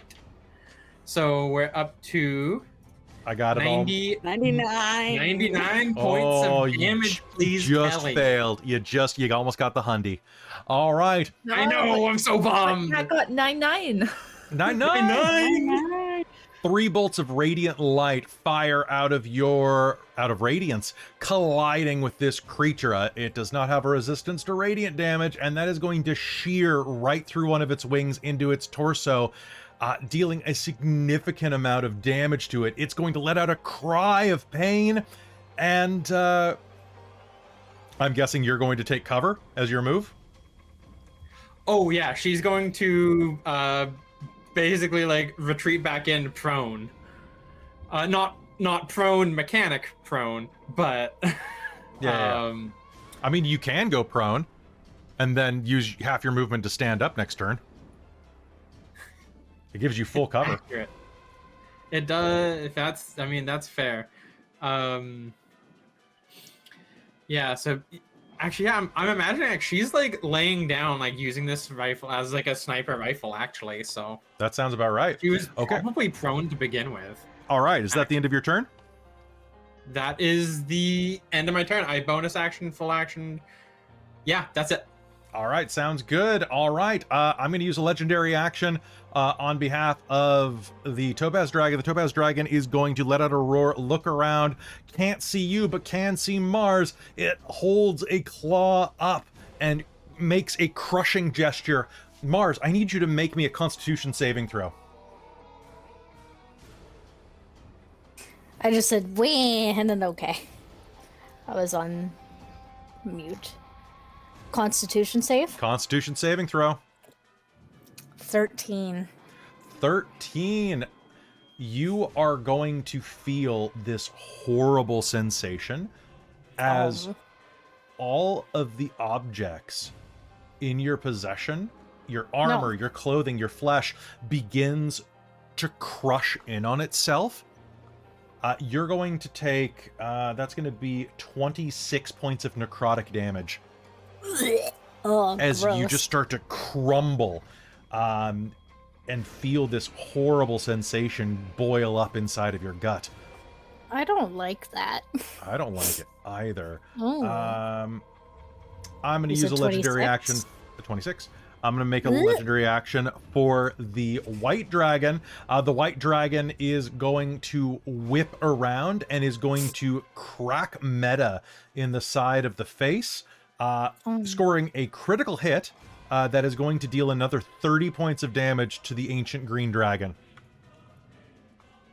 She is looking bad. Parts of her fangs scatter across the battlefield as this tail smacks into it. And Silver Dragon, what do you got? I have so many dragon windows up right now. I did this to myself. I mean, I guess I'm gonna use that. Each creature must succeed a DC 22 dex save. Meta's actually gonna fail that. It doesn't say size. Meta's going to take an additional 19 points of damage as the silver dragon rises to the air and beats its wings, calling down the strength of its silver heritage, toppling Meta to the ground prone. As the wings impact. Tia, it's your turn. What do you do? Cool. Can you just give me a second? I think I know what I'm doing. Maybe. Okay, that sounds good. Okay. Oh, I can't upcast this. That's Okay. annoying. Okay. So, So I am still like 80 feet away or 90 feet. Is what I'm getting from the closest one. From the dragon itself, I'm even further. From the green dragon? yes. Yeah, okay. So I would love to cast Aura of Vitality. Now this is only really useful in a 30-foot radius, and I want to get closer. The plus side is that this moves with me, and I can use my bonus action for it. Okay. So might not be able to do it don't think I can do it this round. But I should be able to get... Let's see, my movement is 30 feet right now? Yeah, 30 feet. Okay. So that's what, like...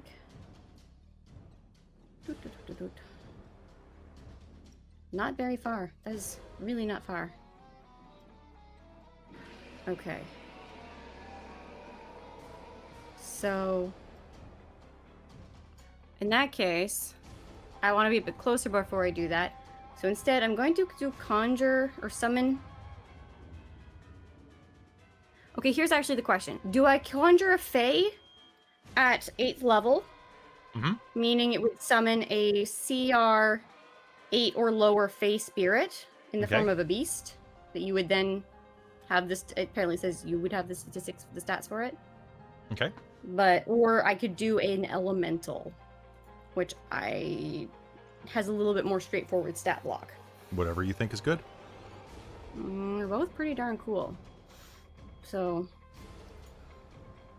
I guess the elemental makes. Do I have any sense of what if these are resistant to any specific ones? Like just from what we've experienced with dragons in the past? White dragons are resistant to ice. Silver dragons are both of them are resistant to cold. As far as topaz dragons, you have no idea. So, fire or potentially lightning? Neither of them have used that kind of attack? Neither has. Right, they haven't really had much in the way of attack. I don't think. Okay. So then I'm going to summon a... within 90 feet, okay. A air elemental. Yes. Okay. Which will be much closer to them than me. Because that can be 90 feet away. Okay. So that's going to be right in the middle of that combat, I think. Right, probably even right next to the one that's closest to us, I think. All right, sounds good. Just pull up an air elemental for you. Okay, so these are... This is a medium elemental. And I'm gonna pop. casting this at a level... Using a level 7 spell slot. So it is a... Use the higher level wherever the spell's level appears in the stat block. So I'll just have to adjust a couple things. And you can drop it wherever you want. You have control of it. Okay. Thank you. Oh, it's right there? Is that the one? It's right there. Okay, so it's gonna hop right in the middle to be a distraction. Right, sounds That good. should be The air elemental my swirls to range. life as you summon it. Bits of leaves and debris swirling around its mass. What does it do on its turn? It acts on... Choose. It resembles a bipedal form. Wraith, blah, blah, blah. Shares my initiative. Takes its turn immediately after mine. So this was my action. I still have a bonus action. It obeys your verbal commands. Okay. Okay, so I have to verbally direct it, and it's not as handy as it could be. So that's going to change into 1 hour, and that is going to be my main piece. So then it will act right after me. And I said I was casting this at a level 7 spell. Yep, you did. So what is it doing? I believe it will be attacking. Okay, it can make number of attacks equal to half the spell's level rounded down. And I cast it Ooh, fancy. at 7, so 3. Nice. So 3 attacks, I think. Okay. So it's a melee weapon attack, slam, okay, modifier, spell attack modifier, okay. It needs my spell attack modifier as I math this, which is that. Okay, so I'm gonna roll for 3 attacks.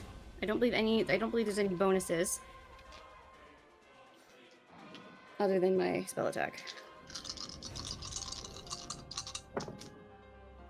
Oh no, I rolled like garbage. Okay, well at least I added 12 to that. Because I have an okay bonus. Okay, does a 19 hit? It hits. Okay. Does a 16 hit? A 16 does not hit, but you have determination.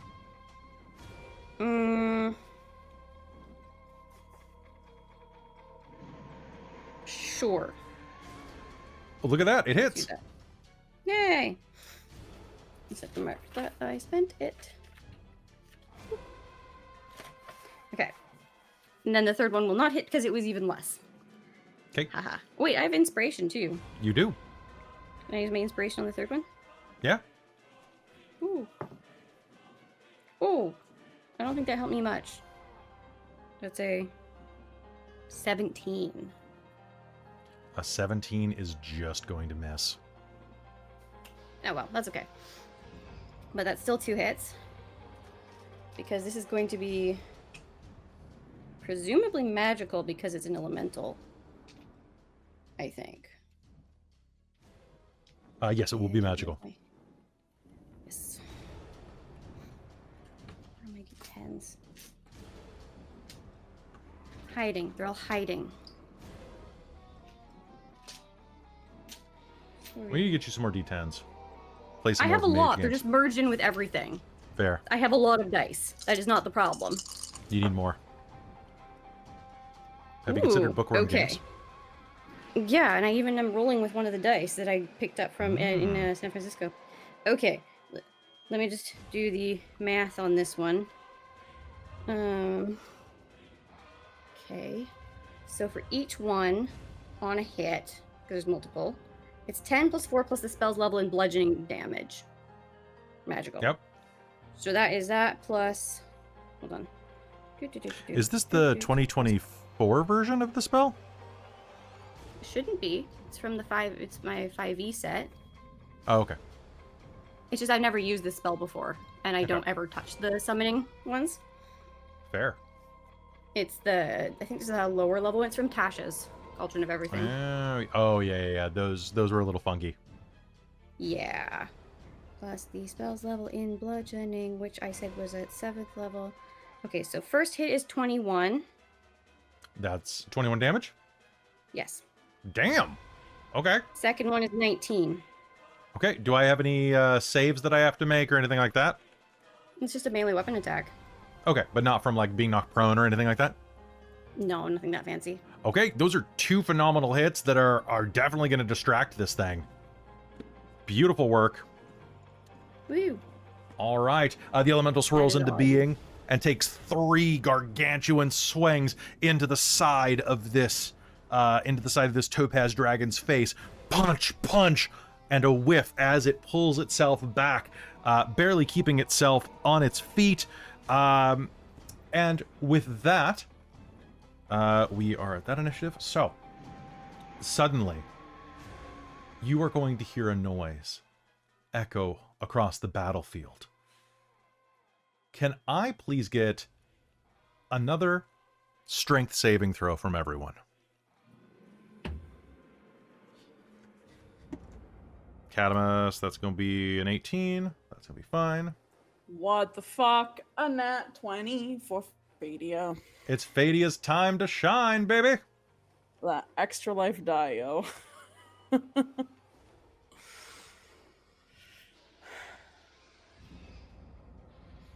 All right. I am looking for DC 14. Did anyone fail? All I right. just made a 14. Perfect. All right. So the ground is going to shudder as above you, you hear a tremendous noise. A voice ushers out from that creature. Come out, Kaylee, and meet judgment. And then the world goes purple.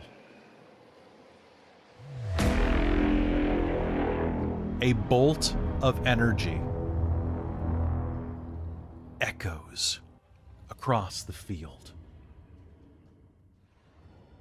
And a pure cylinder of psionic power punches through the central island of Valimar. It rips down from above. This immense pillar of purple light rips through the bowels of this floating ship embedded in the center of the island.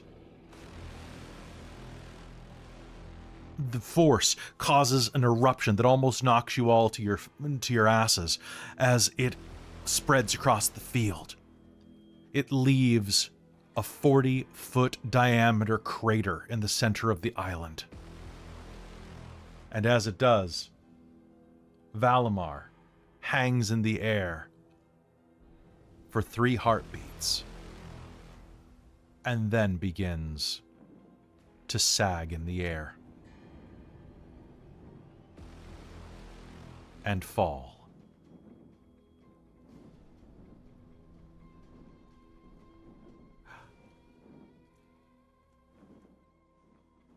Fadia? Mm-hmm. I need to ask you. Yeah. Remember that scene from Infinity War or from Endgame where the Hulk says, "It's like I was made for this"? Yeah.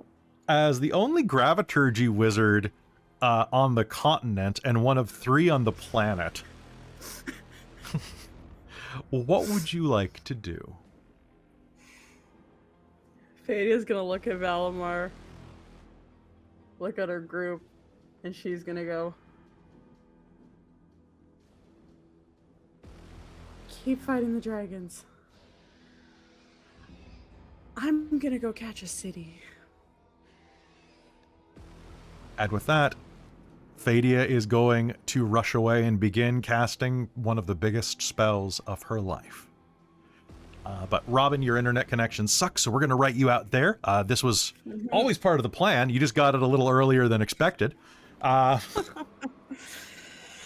sorry chat, sorry audience, everyone. My internet is roboting so hard behind the scenes. Everyone on their turn is basically sounding No, that's just what we sound and I like. cannot. Yeah, that's true. So yeah, unfortunately, I cannot hear anything, which makes it shitty to do reactions for, counterspell, silvery barbs, things like that. I don't have the time to do shit. So I'm gonna go save a city. Okay. That's fine. Don't worry about it. Sounds good. All right, All right. Robin, we will see you tomorrow night for Transylvania. Go get some rest. Yes. I shall. I'm gonna put on Twitch and fall asleep to you guys, probably. That sounds great. Know that you're loved. We'll talk to you in a bit. All right. Bye, guys. Good luck with the dragons. Bye. Thanks. We need it. Yeah, you do. So much luck. All right. With that, we cut over to Malia. Malia, what would you like to do? I got so distracted by that I don't even know what I was planning anymore. The dragons are a little distracted too, to be fair. Nice.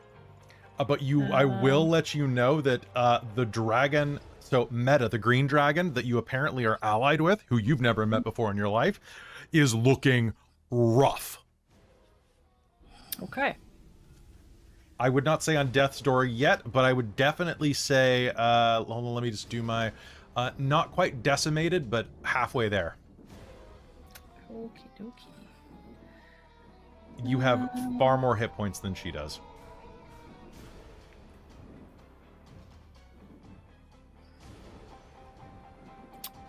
Okay. These guys are real far away. That's true. So I think I am going to have to guiding bolt this tiny one that's closest to me Perfect. and try and move closer. Okay, make me an attack for guiding bolt. And what level are you casting guiding bolt at? So we did not rest after the big fight last time, right? We immediately got ported. Not. Okay. That tells me what spell slots I still have. Guiding bolt is 46. And second level or higher increases by d6. Okay, so second level would make it 5. Let's cast it at a third level for 66. All right, let's do it. Okay, let me find. And if you want to risk it for you have an inspiration, so if you'd like to risk it to see if you get a nat 20, you can spend that now.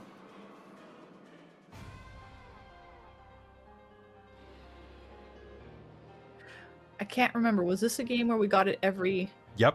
thing? Yep. I never fucking use it because I always forget about it. Yeah. Yes, I might as well try and re-roll and see if I get a better roll. Oh, hold on. Robin is saying that you did long rest. No, that was me. Because I have a note saying long rest right next to my level up that based on the whatever T or whatever that I thought we had got like a T or something from the little devil Oh, did I? that pulled it out. That's what I thought. That's what I have written down specifically. I With mean, an I'm not down exclamation that mark much. next to the level I'm up. personally All not right, fussed. I fine, just need to fine. know if I've got stuff marked off. Okay. It's been a Yeah, it's 'cause been I had like cleared everything it's been off a my month and a sheet. half. I forgot. All right, so you have a long rest in you. Okay, Damnation. Cool. I've got all my spells. Oh, that's right. You got the benefit of a long rest, but your magic items didn't refresh. That's what it was. Does that include spell slots? Spell slots refresh, but like for example, Radiance hasn't refreshed. Stuff that needed a full day. Yeah. Yeah. It's So still Radiance locked to the hasn't day, not refreshed if we on its rested for 8 hours. targeting system. Yeah. Okay, cool. Nor has like, I any definitely wands. did not get a better roll. So It was worth a try. that is a dirty 20 for the attack. That's absolutely gonna hit. Okay. I'm gonna need a little calculator real quick. Cool. Robin, thanks for confirming that in the chat for me. And Amy, thanks for confirming that in the chat for me as well. Because you both are doing it simultaneously.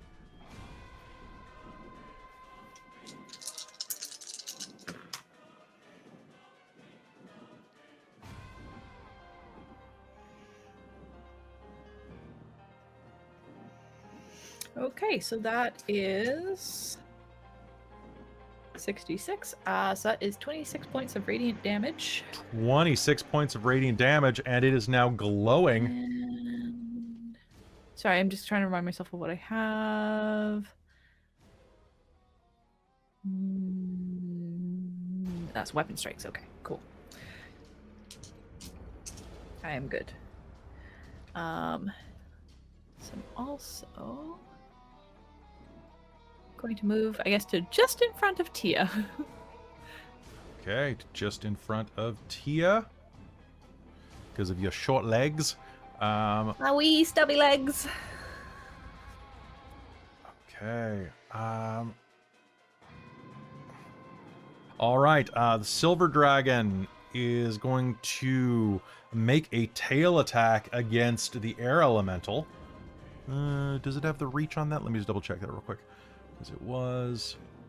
I don't think it does, actually, because that was 10 feet away. Tail... Oh, 15 feet. Yeah, it totally does. Okay, against the air elemental, that's going to be a 26 to hit. That will hit. Okay, the silver dragon is going to reverse and deal 20 points of bludgeoning damage to the air elemental as it spins around, cracking it with its tail.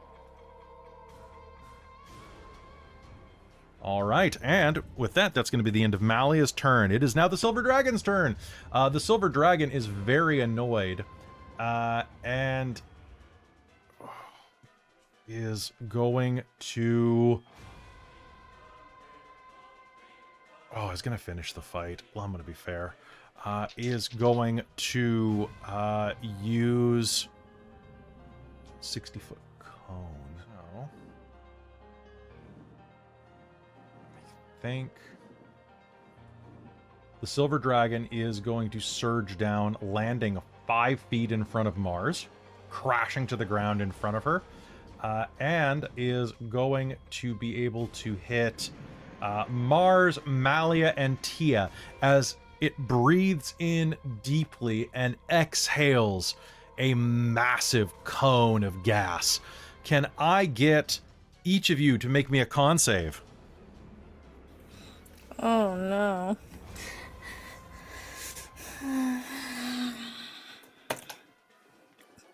Dirty 20. Okay, you pass. Also a dirty 20. Thank Oh, goodness. God damn it. Also a fucking dirty 20. The DC was 20, you bitches! I rolled a 16 and I had 4. I got, damn. yeah, I rolled a 17 and also had 4. Ugh! I'm very frustrated with y'all. How dare you? Wait, no, sorry. Sorry, I rolled a 3 on a 17, and that's how I got a dirty 20. Okay. I was gonna say, you wait got- a minute, Winter. That's like 21. Yeah, You just guys- like math. No, I was looking at a different number on my sheet. I God was like, damn you 4. dirty was it? bastards. So what it's going to let out this plume of gas that you're all going to be able to hold your breath through. It passes over you harmlessly instead of paralyzing you for 1 minute. Oh, is it Because- considered poison? It is not. This is a paralyzing breath. Interesting. Oh, jeez.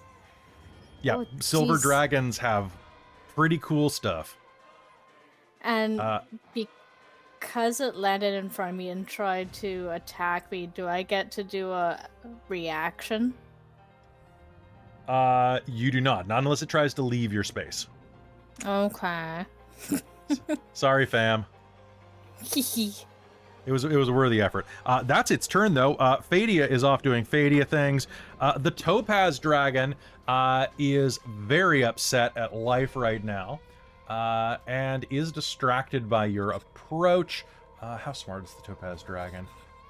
Smart enough. Is going to...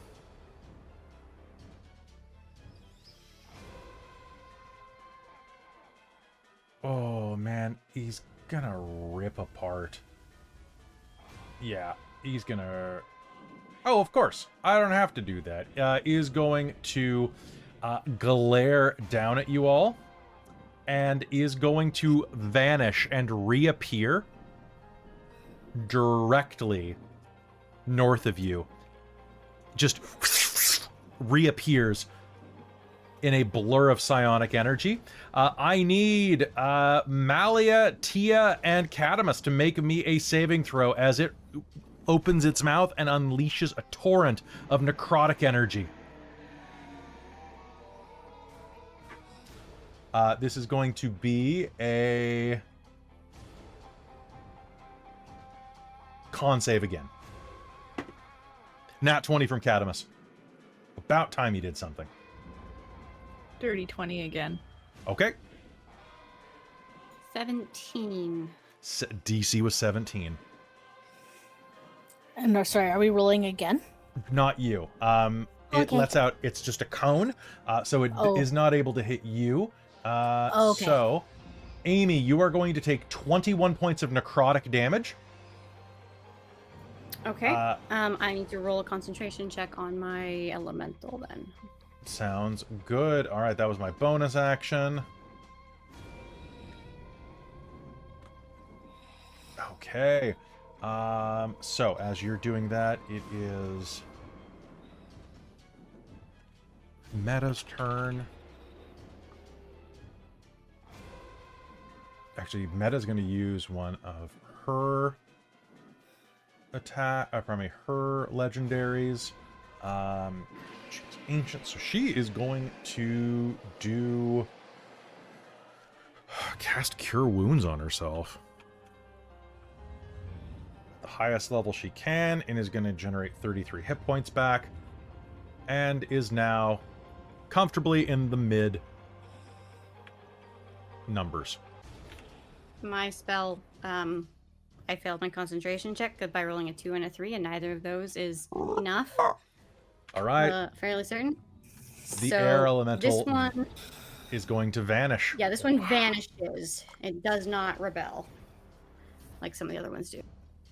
Okay, sounds good. And with that, it is going to be Meta's turn. Meta is going to let out a cacophonous roar, summoning all of the ancient rage and power inside of herself, and is going to target the other 3 dragons. The white dragon that's right next to her is going to... What's my save for this? It's a +6. That's an 18. Needs a 19. That's a fail from the Topaz Dragon. And that is a fail from all of them as she lets out the most horrible draconic roar that you could... I mean, it's a little less after the Amethyst Dragon's beam, but this amazing reptilian roar. and you're going to watch all of the other dragons look nervously at her, despite how wounded she is, and step, kind of ease back as the dragon fear even sets into them. Holy shit, I can't believe that worked. Woo-hoo-hoo. I love fretful presence. So that is going to give them the frightened condition. Perfect. That is her turn. And as that is happening, I'm going to try to finish this fight. The Topaz Dragon is going to target Mars and Tia. And I need both of you to do me the honor of making me a con save.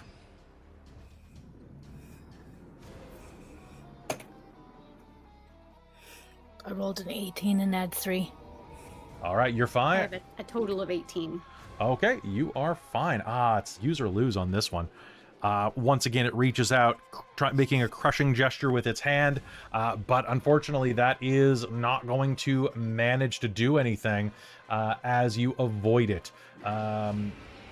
Across the way, the Silver Dragon is going to take this opportunity and attempt a wing smash on Mars. That is going to be Mars. A wing attack is going to be a 23 to hit you. Oh yeah, baby. I need you to make me a dex save. That's a bit nicer for me. Pardon me, it doesn't make any... 16 Sorry, It doesn't- do you still need a dex? I need a dex, yeah. I got it wrong. It doesn't attack you. You just make a save. Okay. So, 16 plus a 7. Oh, that's gonna Numbers. That's going to be just enough. It is going to lash out with its wings, and you are going to dodge out of the way. And as it does that, it's going to move half of its speed. You're going to take no damage, but as it tries to move half of its speed, you can make an opportunity attack because it was within 5 feet of you. And then I can actually attack Then it. you can sneak attack. Yeah, if you... I can sneak attack? If you spend your inspiration to have advantage, you can. Please? Okay. So I'll do the same one that I did last time with using my Eldritch Blast. So And you're gonna I've have to already use. You'll have Sorry? to use you'll have to use a melee weapon attack on this. Okay, well, I Sorry. still have sword. You still have your sword. Sword. I still have Yeah. my sword. So you just make one attack. So, but it's with advantage It's with advantage. because you're spending your inspiration. So I'm gonna do 17 plus 9 or 5 plus 9. Let's go with the 17 plus We'll go 9. with 17. 17 plus 9 is probably a better one. That's gonna hit. Roll me sneak attack plus your sword plus your dex. Plus my sword plus my dex. So sword is one of these guys.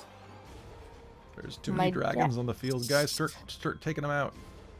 Dex is a plus 5. This. And with the sneak attack, I'm still doing 7d6, right? Yep. Holy just give moly. me- Okay, Give me it total. 29. Holy crap. Good hit. You are going to rake along its flank as it takes off, getting away from you and kind of putting itself diagonally between your allies and you. The white dragon across the field is going to think better of its life choices and is going to use its legendary action to make a wing attack against Meta. Meta is going to have disadvantage because she's prone, and is going to... Ooh, wait, actually, it's a dex save. So she's going to fail, and is going to take 11 points of damage, as it just kind of, like, whips its wings back, and is going to use its opportunity or it's going to try to move away as half its speed. Unfortunately, though, Meta does have an opportunity attack on this, which is going to be rolled with disadvantage. However, that is absolutely going to clobber this little bastard. dealing a tail swipe of 17 points of bludgeoning damage to the side of this little bastard's face. It's a good start. Okay, that is... Okay. Then it is Meta's turn proper.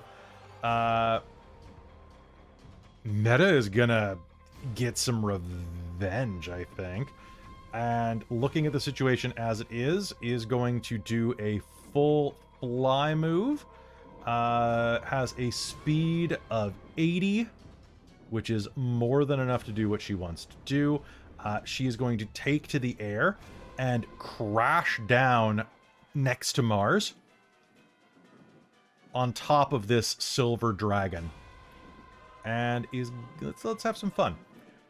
Is going to make... Squish it. Right. Is going to make attacks. That's going to be a 30 and a 28. And a 26. That is going to be... Pew, pew, pew, pew.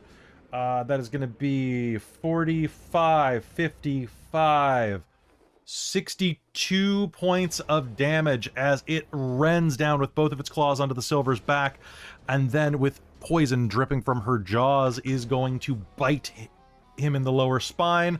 That is a hell of a hit.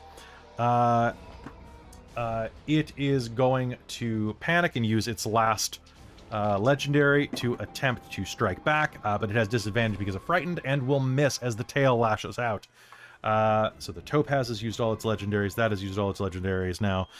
It is Cadamus's turn. Cadamus is going to enter the fray by going 5, 10, 15, 20, 25 is enough, and is going to make a couple of attacks against the silver dragon. That is going to be one miss. I'm going to spend his inspiration for the game to re-roll that. That is going to be 2 hits. And then it's 1, 2, I believe he gets 3 attacks. Yeah, he only gets 2 attacks. At this level, that is going to be, then we add 10 to this. Okay, that is 24 on the first one, and that is 26 on the second one, as he rushes forward, uncollapsing his magic axe. It goes chung chung chung chung chung. All right, bring it, you bastard! The automated voice says, as the first slash rends across the dragon's flesh, dealing 26 points of damage and 24 points of damage. This silver dragon, you can see fear forming in its eyes. Across the field, the white dragon is going to look up at the falling continent and is going to use its action to run. The white dragon fails its morale check and flies off using a double move to fly as fast and as far as it can, because it cannot get closer to Meta with its frightened effect. It's going, and it failed its save to not be frightened anymore. Top of the initiative, we have Mars. Mars, there is a dragon 20 feet south of you. Okay, so I want to do an Eldritch Blast and send, because with 3 blasts, I believe, I want to send 2 to the golden one, The and Topaz one, yeah, sorry, Topaz, and 1 to the silver. Okay, here's the fun thing about this.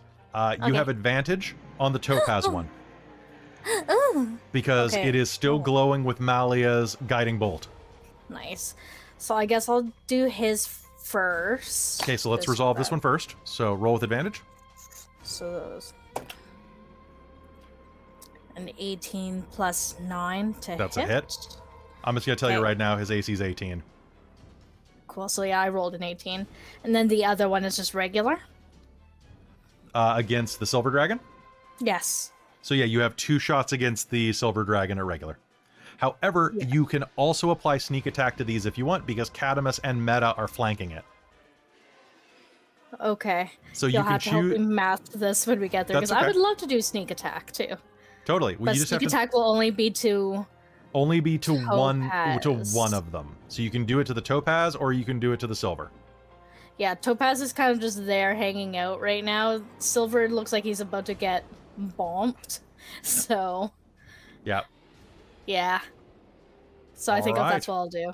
Sounds good. All right, so roll me your 2 attacks against the Silver Dragon. All right, Silver was a... No, I'm going to send 2 to Topaz and 1 to Silver. Okay, 2 to Topaz, 1 to Silver. So only your first one against the Topaz has advantage. What was your second attack? I rolled 11 plus a 9, so That's a hit. 20. Yeah, And and then the I one will- on Silver. So Oh, sorry? I will give you, if you let me flip the offer, I'll give you a bit of advice. Okay. Cool. I'm going to take the offer to my side. Sure. Use your sneak attack on the Silver. Sneak attack on Silver. Okay. So roll me 2d10 plus 8 on the Topaz Dragon 2d10. for your Plus Eldritch 8? Blasts. Yep, plus 8, plus 4 for your Charisma twice.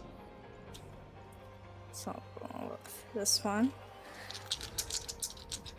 So And that's just- going to have sneak attack? This one, I would put your sneak attack on the Silver. The Topaz Dragon is incredibly hurt. Okay. So that one I rolled a 10, a 5. How do you do it? and 1. Oh. Your Okay. Eldritch Blasts streak out with the power of Nyrn, flying forward with purple light and plunge into the dragon. How does it go? It will kind of like wrap itself around its neck and then kind of like pull it to the ground and just electrocute it. All right, and that dragon is no more as it collapses to the ground, completely dead. Your other blast fires to the south and is going to hit the Silver Dragon. It is just going to be normal damage, so it's going to be a D10 plus 7d6 plus 4. Okay, so the It's 76. dice roller time. Yeah. Yes. 76, that one, blah, blah, blah, blah. That is going to be a 33 plus Plus 4? a 7. Oh, yeah. Okay, and then plus another 4 for your Charisma. Right? Yes. Okay, so that's going to be 33, 37, 44 points of damage. Are going to hit this one with your Eldritch Blast sneaking through thanks to that feat. God, this Silver Dragon is grievously injured. Haha. It's going to let out a cry of pain, and now we are going to cut over into the farmhouse with Asen. Yeah. Yeah, we are. All right. Well, Now, I will say from your vantage point, the green dragon is what's your range on your rifle? It is like 120 is long. Okay, I so believe. the you would be able to attack the green dragon as it was flying away with disadvantage if you wanted to. But The you're white still dragon. Sorry? Oh yeah, the white The dragon. white dragon? Sorry, the green dragon's your friend. Sorry, I'm not used to green dragons being friendly. But yes, you could attack the white dragon as it flies away, or you could just pump all of your ammo into the silver dragon. Yeah, I just want to double check because it's the only thing that I didn't have written down, and I'm not sure if it was. I just want to confirm this. I want you to confirm it. 240 is my long range. Okay. Or the silver dragon is also looking pretty gnarly too, right? I would say the silver dragon is right fucked. It is well and truly bloodied. It was bloodied before Mars did that to it. Well, you know what? I also have the sharpshooter, which means long range doesn't impose disadvantage on me. Which is neat. So I'm going to do 2 attacks against the white dragon flying away. Okay. -5, +10. Okay. With a bonus action 4th level Hail of Thorns as well. on that. So Does can Hail of Thorns you please? is Hail of Thorns based on damage, or is it is there a range to it? It is based on damage. Okay. It's the ammunition, effectively. Oh yeah, it's range self. Yeah, do it. Yeah, it's range self. Can you make me a dex save, please? God, I don't want to, but that's gonna be a 10. I choose to succeed. Okay, so you're still gonna take half damage. And we're doing this -5 plus 10. So that is going to be Let me add this up. That is going to be a 19 and a 21 to hit. Those are both hits. Amazing. Okay, here we go. Funny thing about most adult dragons, their AC is usually 18. It's usually like striking plate mail. I don't know why. Fair enough. All right, so base damage of 16. Okay, so 16 plus 21 plus 21 equals that, plus 4th level Hail of Thorns, I believe is... Did you roll the same dice for damage? Or the same number for damage? What was that? You rolled the same number on your dice for damage? Yeah, I rolled a 10 and a 6 on my regular damage. Jesus. And then for the Hail of Thorns damage, it's going to be 8, 16, 18, Is any of this like cold 22. None of this is cold damage half by at chance, 11. right? None of this is cold damage. It's radiant damage, and it is piercing damage. Nope, not immune to that. And so that's going to be 11 piercing. Just give it to me all at once. Just don't hold back. Oh, okay. Just don't hold back. Like I'm bracing for it. Oh, can you please give me 69 points of damage, please? Kelly? Oh, nice. Oh, nice.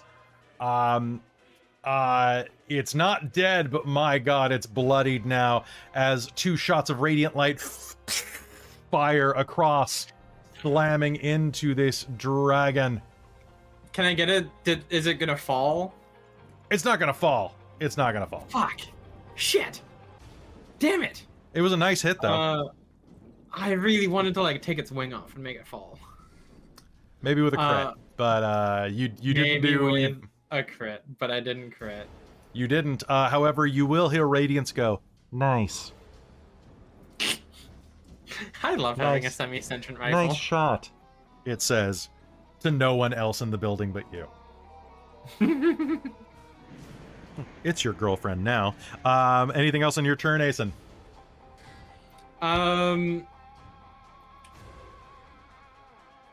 No, that is it.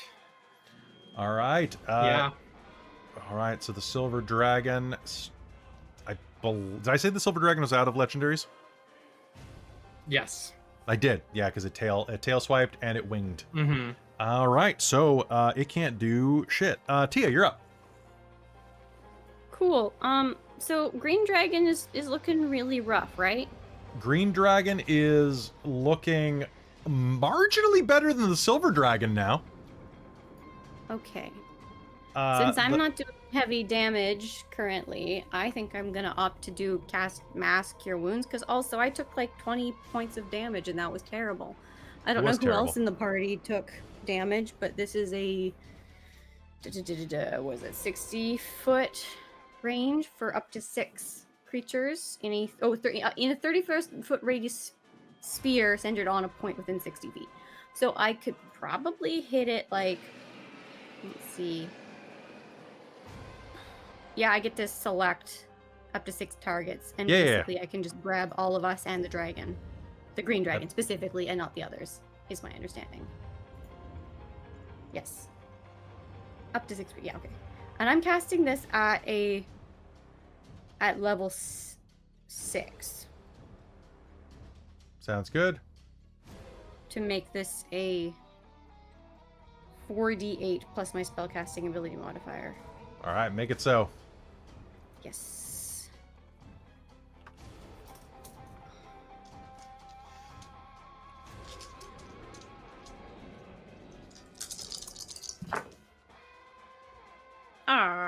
make one of you have to be a 1? That's some bullshit.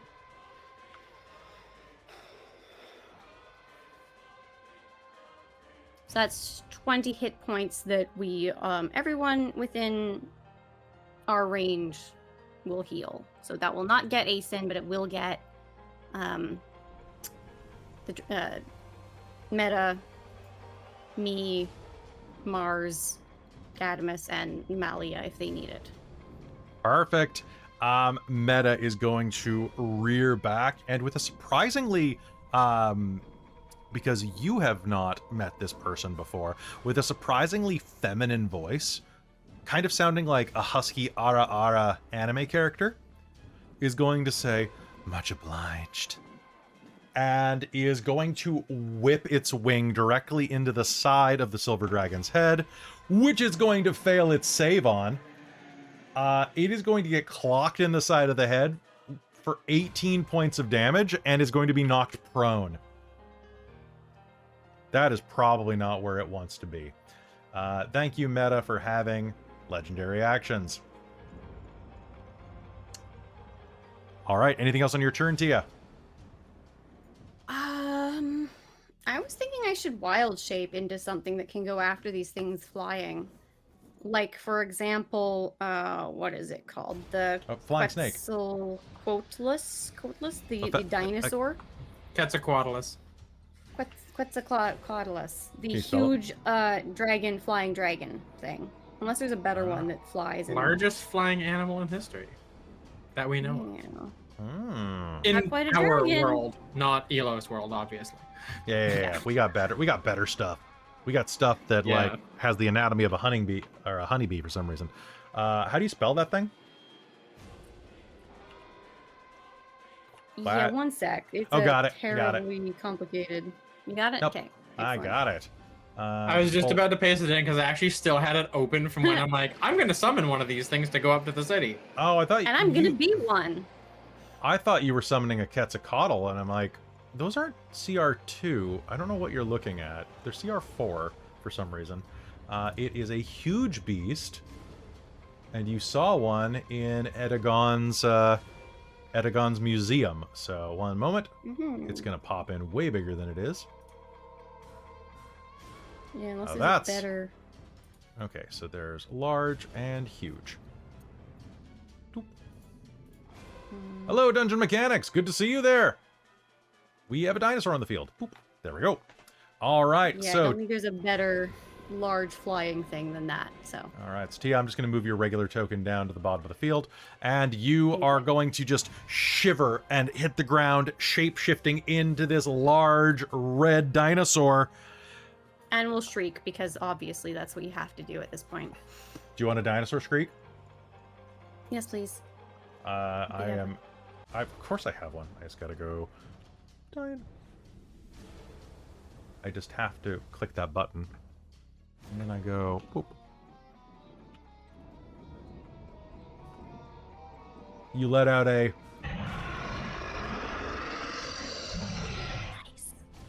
All right. I picture it being a little like more shrill than that, but that's the one I had on demand. Malia, it's your turn. Okay, so Silver is still up. Silver is still alive, but it is prone, knocked down by the by Meta's wing. Okay, with how big this thing is, do I still get disadvantage on ranged? No.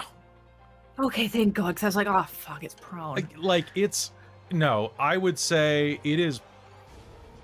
Because you won't- generally get disadvantage on ranged attacks against prone things. You do, but this thing's a giant. Like this is a huge dragon. It's laying on the ground. Okay, It doesn't make good. sense. I wanted to make sure of that because I was like, oh, I actually, come on. honestly, All my would shit give is you. ranged. You are throwing a hammer at something that can't dodge out of the way. I'm going to give you advantage for this. At this range. Oh, so on all 3 attacks. Yeah, I say I move 5 feet closer, so you're within like 10 feet of it. Okay. Okay. Sure. Like the rules are the rules, but I'm bigger and stronger than the rule book. I can actually I have damaged it many times. Okay, well, none of those were nat 20s, Okay. which is unfortunate. but I get plus 14 on these, so that is a dirty 20. And you're using your Wrath of the Storm? 27 and 20. They're all above an 18. Let's do it. Yeah, so those are all to hit. So, okay, so they all hit. I am not using Wrath of the Storm because that is a reaction to being hit myself. Oh, I'm thinking of the one that gives You're you thinking thunder of Divine damage. Strike, which I am. am using. Okay, give it to me. So that is 2d8 on one attack of these. So I will roll that attack first. And that is going to be... I'm going to do some like complicated geometry or algebra up there. Yep. It's that plus that. Okay, I'm just going to add these all up and give you one number at the end. That is way easier for me. And I'm assuming this is all lethal damage that you're intending on. Oh, yeah. Okay.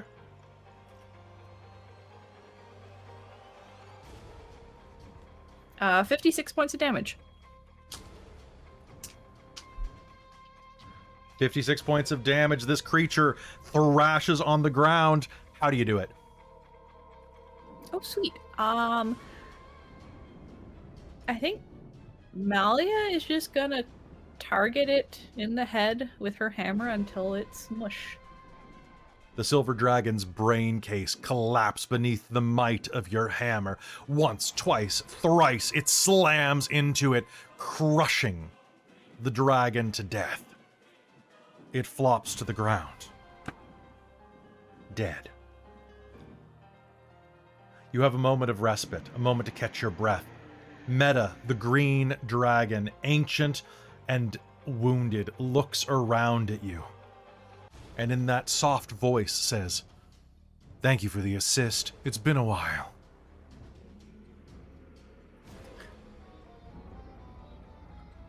Yeah. Do we know you? I met two of your number up in Valimar. Cool. Hey, are we out of combat? We are in a slight interlude. Oh, okay. What are you doing, Asen? So let's say Were you have about... against that one? Unfortunately, it threw me through the barrier.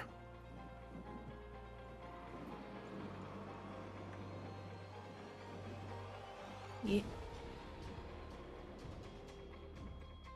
Not my proudest moment. Does that mean you're just temporarily pissed at it?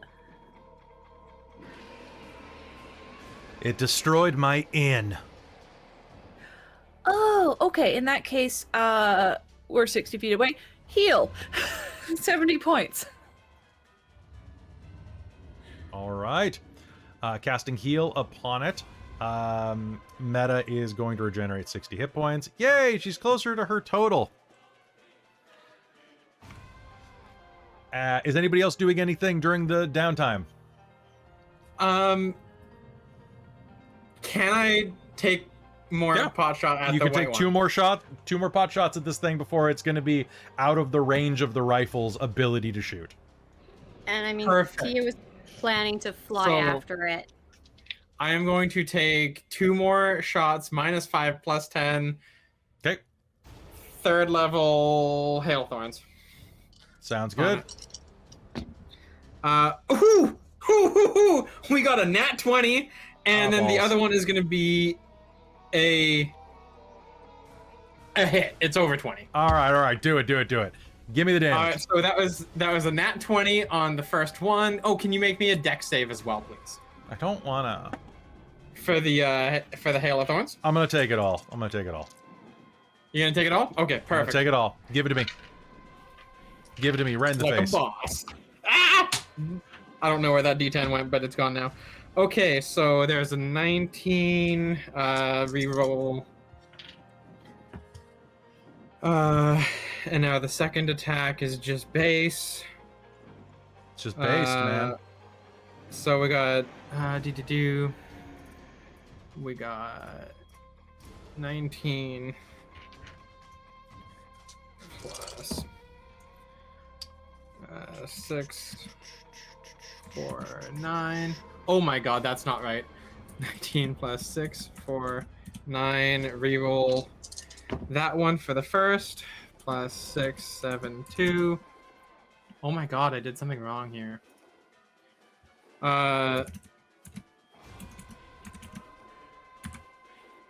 Sorry, my keyboard hit other buttons and added 250. Yeah, that's probably not the right amount of damage. And I don't think that's the right amount of damage. And then the second one is going to be an 8 plus another this plus 6 plus 6 plus 9 plus 21 plus 21 base. 120 points of radiant damage, please, Kelly. What the fuck? Let me check the history just to make sure that I added it correctly. It's only 2 shots, though. Yeah, I'm just checking the history to make sure it was right. Hold on, I'll help you with the math. So, what's your dex bonus? What's your base add to each one? 21 base damage on each hit. Yeah, because of the -5 plus 10. Yeah, so there's 21 Okay. base. Yeah, that's 42 base then. And then it's a D10. Yeah, and so the first one, with the crit, the first one was 19 radiant damage. Okay. And then the second hit was just a D10. Then the second hit was just a D10, so I rolled. And but Hail of Thorns was on the first one, so the Hail of Thorns would have crit as well. Was on the first one. Yeah. And I think that's what I think I did that twice by mistake. Okay. I think I rolled the crit Hail of Thorns twice. Okay. So just subtract the second one. Or just reroll. I'm just So you're at 61 base with the first hit. And second hit. What was your damage on what was the damage dice, the D10 for the second hit? I don't know anymore. My dice are all off the table now. Roll a D10. Okay. That was a 7. Okay, so we're at 68, and roll me your Hail of Thorns damage, and we'll just add it to that. But Hail of Thorns. Well, you said you did roll Hail of Thorns twice, right? Yes. Well, you should have. It was part of the crit. It was a crit, and I should have. Yeah. Okay, so that plus. What was it? Was 2d6 for Hail of Thorns, or 1d6? 3d6. Is it? No, it's 3d10 for Hail of Thorns. Yes. Oh, well, that'll do it then. Because I upcast it to 3rd level, so it's 3d10, and you chose to take it all.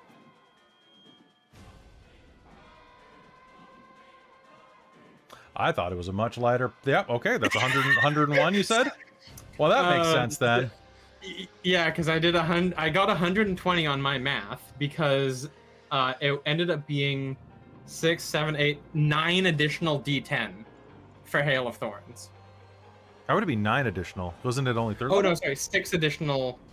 There it is. Yeah, you rolled it 3 times. I rolled an extra one. So let's minus. I'm just gonna minus a Hail of Thorns roll off of this. That's minus 8, 6, and 6. So 100. 100! It's still up! 100. No! For fuck's sake! For fuck's sake! This is why I had to split hairs. This is why I had to split hairs. Because it was like, no! No, I swear to God! I swear to God! You know what? I will let it. Can I use my inspiration to see if the second one could be a crit? No, because it's already happened. It's already happened. Fuck! It's already happened. It's already happened. I appreciate you though. That was you still mulched it. But what I will say is that shot is going to slow it down enough. Amy, you were in your Quetzalcoatlosaurus form. Yeah, so there's a dive attack feature. If I happen to manage to get high enough that I can do a 30-foot like dive towards it with it slowing down and falling, I'll then allow I it. get to add an additional 3d6 damage to my bite attack if it hits. Which is, not a huge amount, but that's pretty fun. I'll allow it. What's your fly speed on that thing? My fly speed is normally 80, which is usually the same as most dragons, I think. I'll allow it because Cat It's Shot limping. absolutely hurt it and is going to drop it partially out of the air. This is the second time in a row that Asen has set Tia up to take something out. Which It's is nice. great. It's considering my teamwork. double- It makes the dream work. Considering my double botches in that other fight, that was horrendous. Yeah. I need Alright. this. And Tia, are Okay, you fighting to so- kill? Yeah, I think at this point, yes. All just right, because do it. This is a very desperate situation. Do He's it, not do it. thinking about the ethics here. Are you fucking kidding me? Hold on. What do I add to this? Don't Not a forget you have your one. inspiration. No, I spent it already. Oh, no, you don't. Yeah, I have determination. Someone bought me that again. You did. So hold Yeah. on while I just check what I add to this. Because this is that plus my Believe in the heart of the cards. strength one. That did better in Arcos than this. Plus, do I add plus that or that? I had that. Yeah. Plus my that.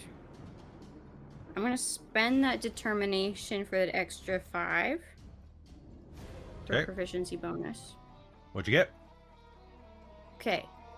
A 19 should, in theory, hit. A 19 hits. Roll me damage. Okay. So that is gonna be.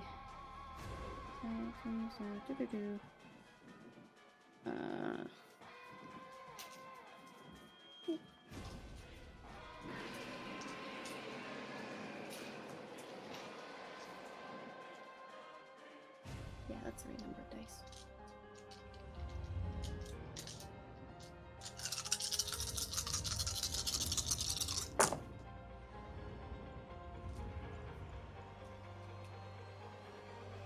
Okay, it's 6 plus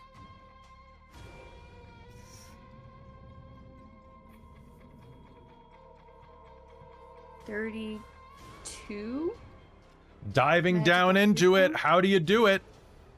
I think this is just a straight dive down and then just bite into the neck, going right for the weak spot or whatever spot looks vulnerable. There is a resounding crunch where its spine joins into its shoulders, and the head of the white dragon is going to sag down. It falls to its death. Well, hell, you get it there a little sooner. And with that, we're going to cut back down where Asen, can you do me a favor? Yes. Can you make me a deck save with disadvantage? Yes, absolutely I can. Deck save. I mean, it's still gonna be a 22. With disadvantage? With this, I mean, unless you want me to take the 29. It doesn't matter to me. 22 with Okay. disadvantage. Cool. Just me being an asshole over here. That's okay. You are looking out over this field, looking up as Tia strikes that down, and you are going to hear a creak behind you, Oh! and a halfling man is standing behind you suddenly. He cocks his head to the side, and in a voice that does not match the body, says, "Murderer, killer of the sacred people, let me show you what it means to feel true retribution." And the halfling opens its mouth and lets out a bolt of radiant light. You're going to take 34 points of radiant damage. Oh! and I'm gonna flip over my my token to do my thing. And can you make me a strength save? Absolutely, I can. That's a where's my nat dice? Here 20. it is. And that's going to be a 23 strength. Okay, so you're not going to be prone, but this is gonna hit you as this halfling takes a step forward and is going to backhand you, dealing 34 points of damage as it hurls you 15 feet outside of the building. Does my being prone give it any like advantage or anything on attack? Oh shit, yeah, you were prone on the ground. Because I'm prone. Well, he got a nat 20, so I guess he can't get much more prone than that. Okay, fair enough. What about the first attack, though? The first attack was a dex save, so that wouldn't matter. Oh, that's right. Okay. I'm just trying to make sure you get all the damage you can. Totally. And with that, the halfling is going to take a step forward, and as it does, you fly through some of the old, broken, blasted work of the wood that is warped during the fire. It is going to let out a deep, guttural roar, and is going to suddenly shift and grow into a massive dragon made of crystal and foggy quartz. Radiant energy crackling around it, and a crown of floating crystals dancing around its elongated skull. Oh, I love that. Its voice echoes across the field. I am Fezoro. I am your doom. And I think that's what we're going to call game for the night. Okay. As you guys enter the boss battle. Because Oh shit. okay, okay, I will make a note for what I plan to do right off the bat. Yep. We're gonna be. That is awesome. I love Fezorl. Fezorl's one of the dragon lieutenants, if you couldn't tell, because he has a name. Ooh. Me being like, make sure you take the advantage on the attack against me. I mean, yeah, you're trying to be fair, right? Like, you get stupid bonuses against dragons. Why shouldn't I get stupid bonuses against Aeson, right? Literally. And I mean, I find it more fun. Oh, because you want to fight to be good. Well, and I spend so much of the time out at range, not like I didn't take a single point of damage this entire fight. Everybody else did. Here I am, hiding away, and then whack, bitch slapped by a dragon. Yes, I love that. Yeah, especially because like he saw you sniping, and these dragons, gem dragons, are gross. They've got teleport abilities. They've got innate shapeshifting that they can just do as many times as they want. Like, they're great. So they're like, yeah, the gem dragons. They're a big threat, and I love it. But hey, folks, that's going to be it for us tonight. Thank you so much for tuning in. Be sure to come back on Friday for Extra Life, which is going to be on Friday, Saturday, Sunday. 14 games, no waiting. Tons of Dungeons & Dragons, tons of other stuff. It's going to be absolutely fantastic. We're going to be continuing with the Rage of Dragons. We're going to be back in 1 month because this is a bi-weekly game, and in 2 weeks, I'm on vacation, so aloha, because I'm actually taking some time for myself. But we'll be back on the 26th of November for the second half of this. Next game is going to be called The Fall of Valimar. We'll see you then. A big thank you to everybody who supports us on Patreon, starting with our divine producers, my mom and Shaikon De Vermillion, our demonic producers, Sorcerer Sanguine, our wizards of the Patreon, Tammy the Forever Cleric, the Ink Goblin, Karasha Urquhart, and Big Nut. Our monster maker, Soul Omen, and our high council, Taryn, Dustin, Amberthist, Raven with Baubles, Chef Eladeth, Larouk, Kelowna Curd, Mike Baxter, Brian Kaler, Nerdy Metal Gent, Grumpy Owl, and Cody. You're all amazing. And so are you, players. I can't wait to hurt you more next episode, and hopefully people will buy me some Hurt the Moors to play with. I hope so. I hope so. This was all raw this episode, except for the inspiration you guys got. But yeah, we'll see you next time here on Dork Tales. Good night.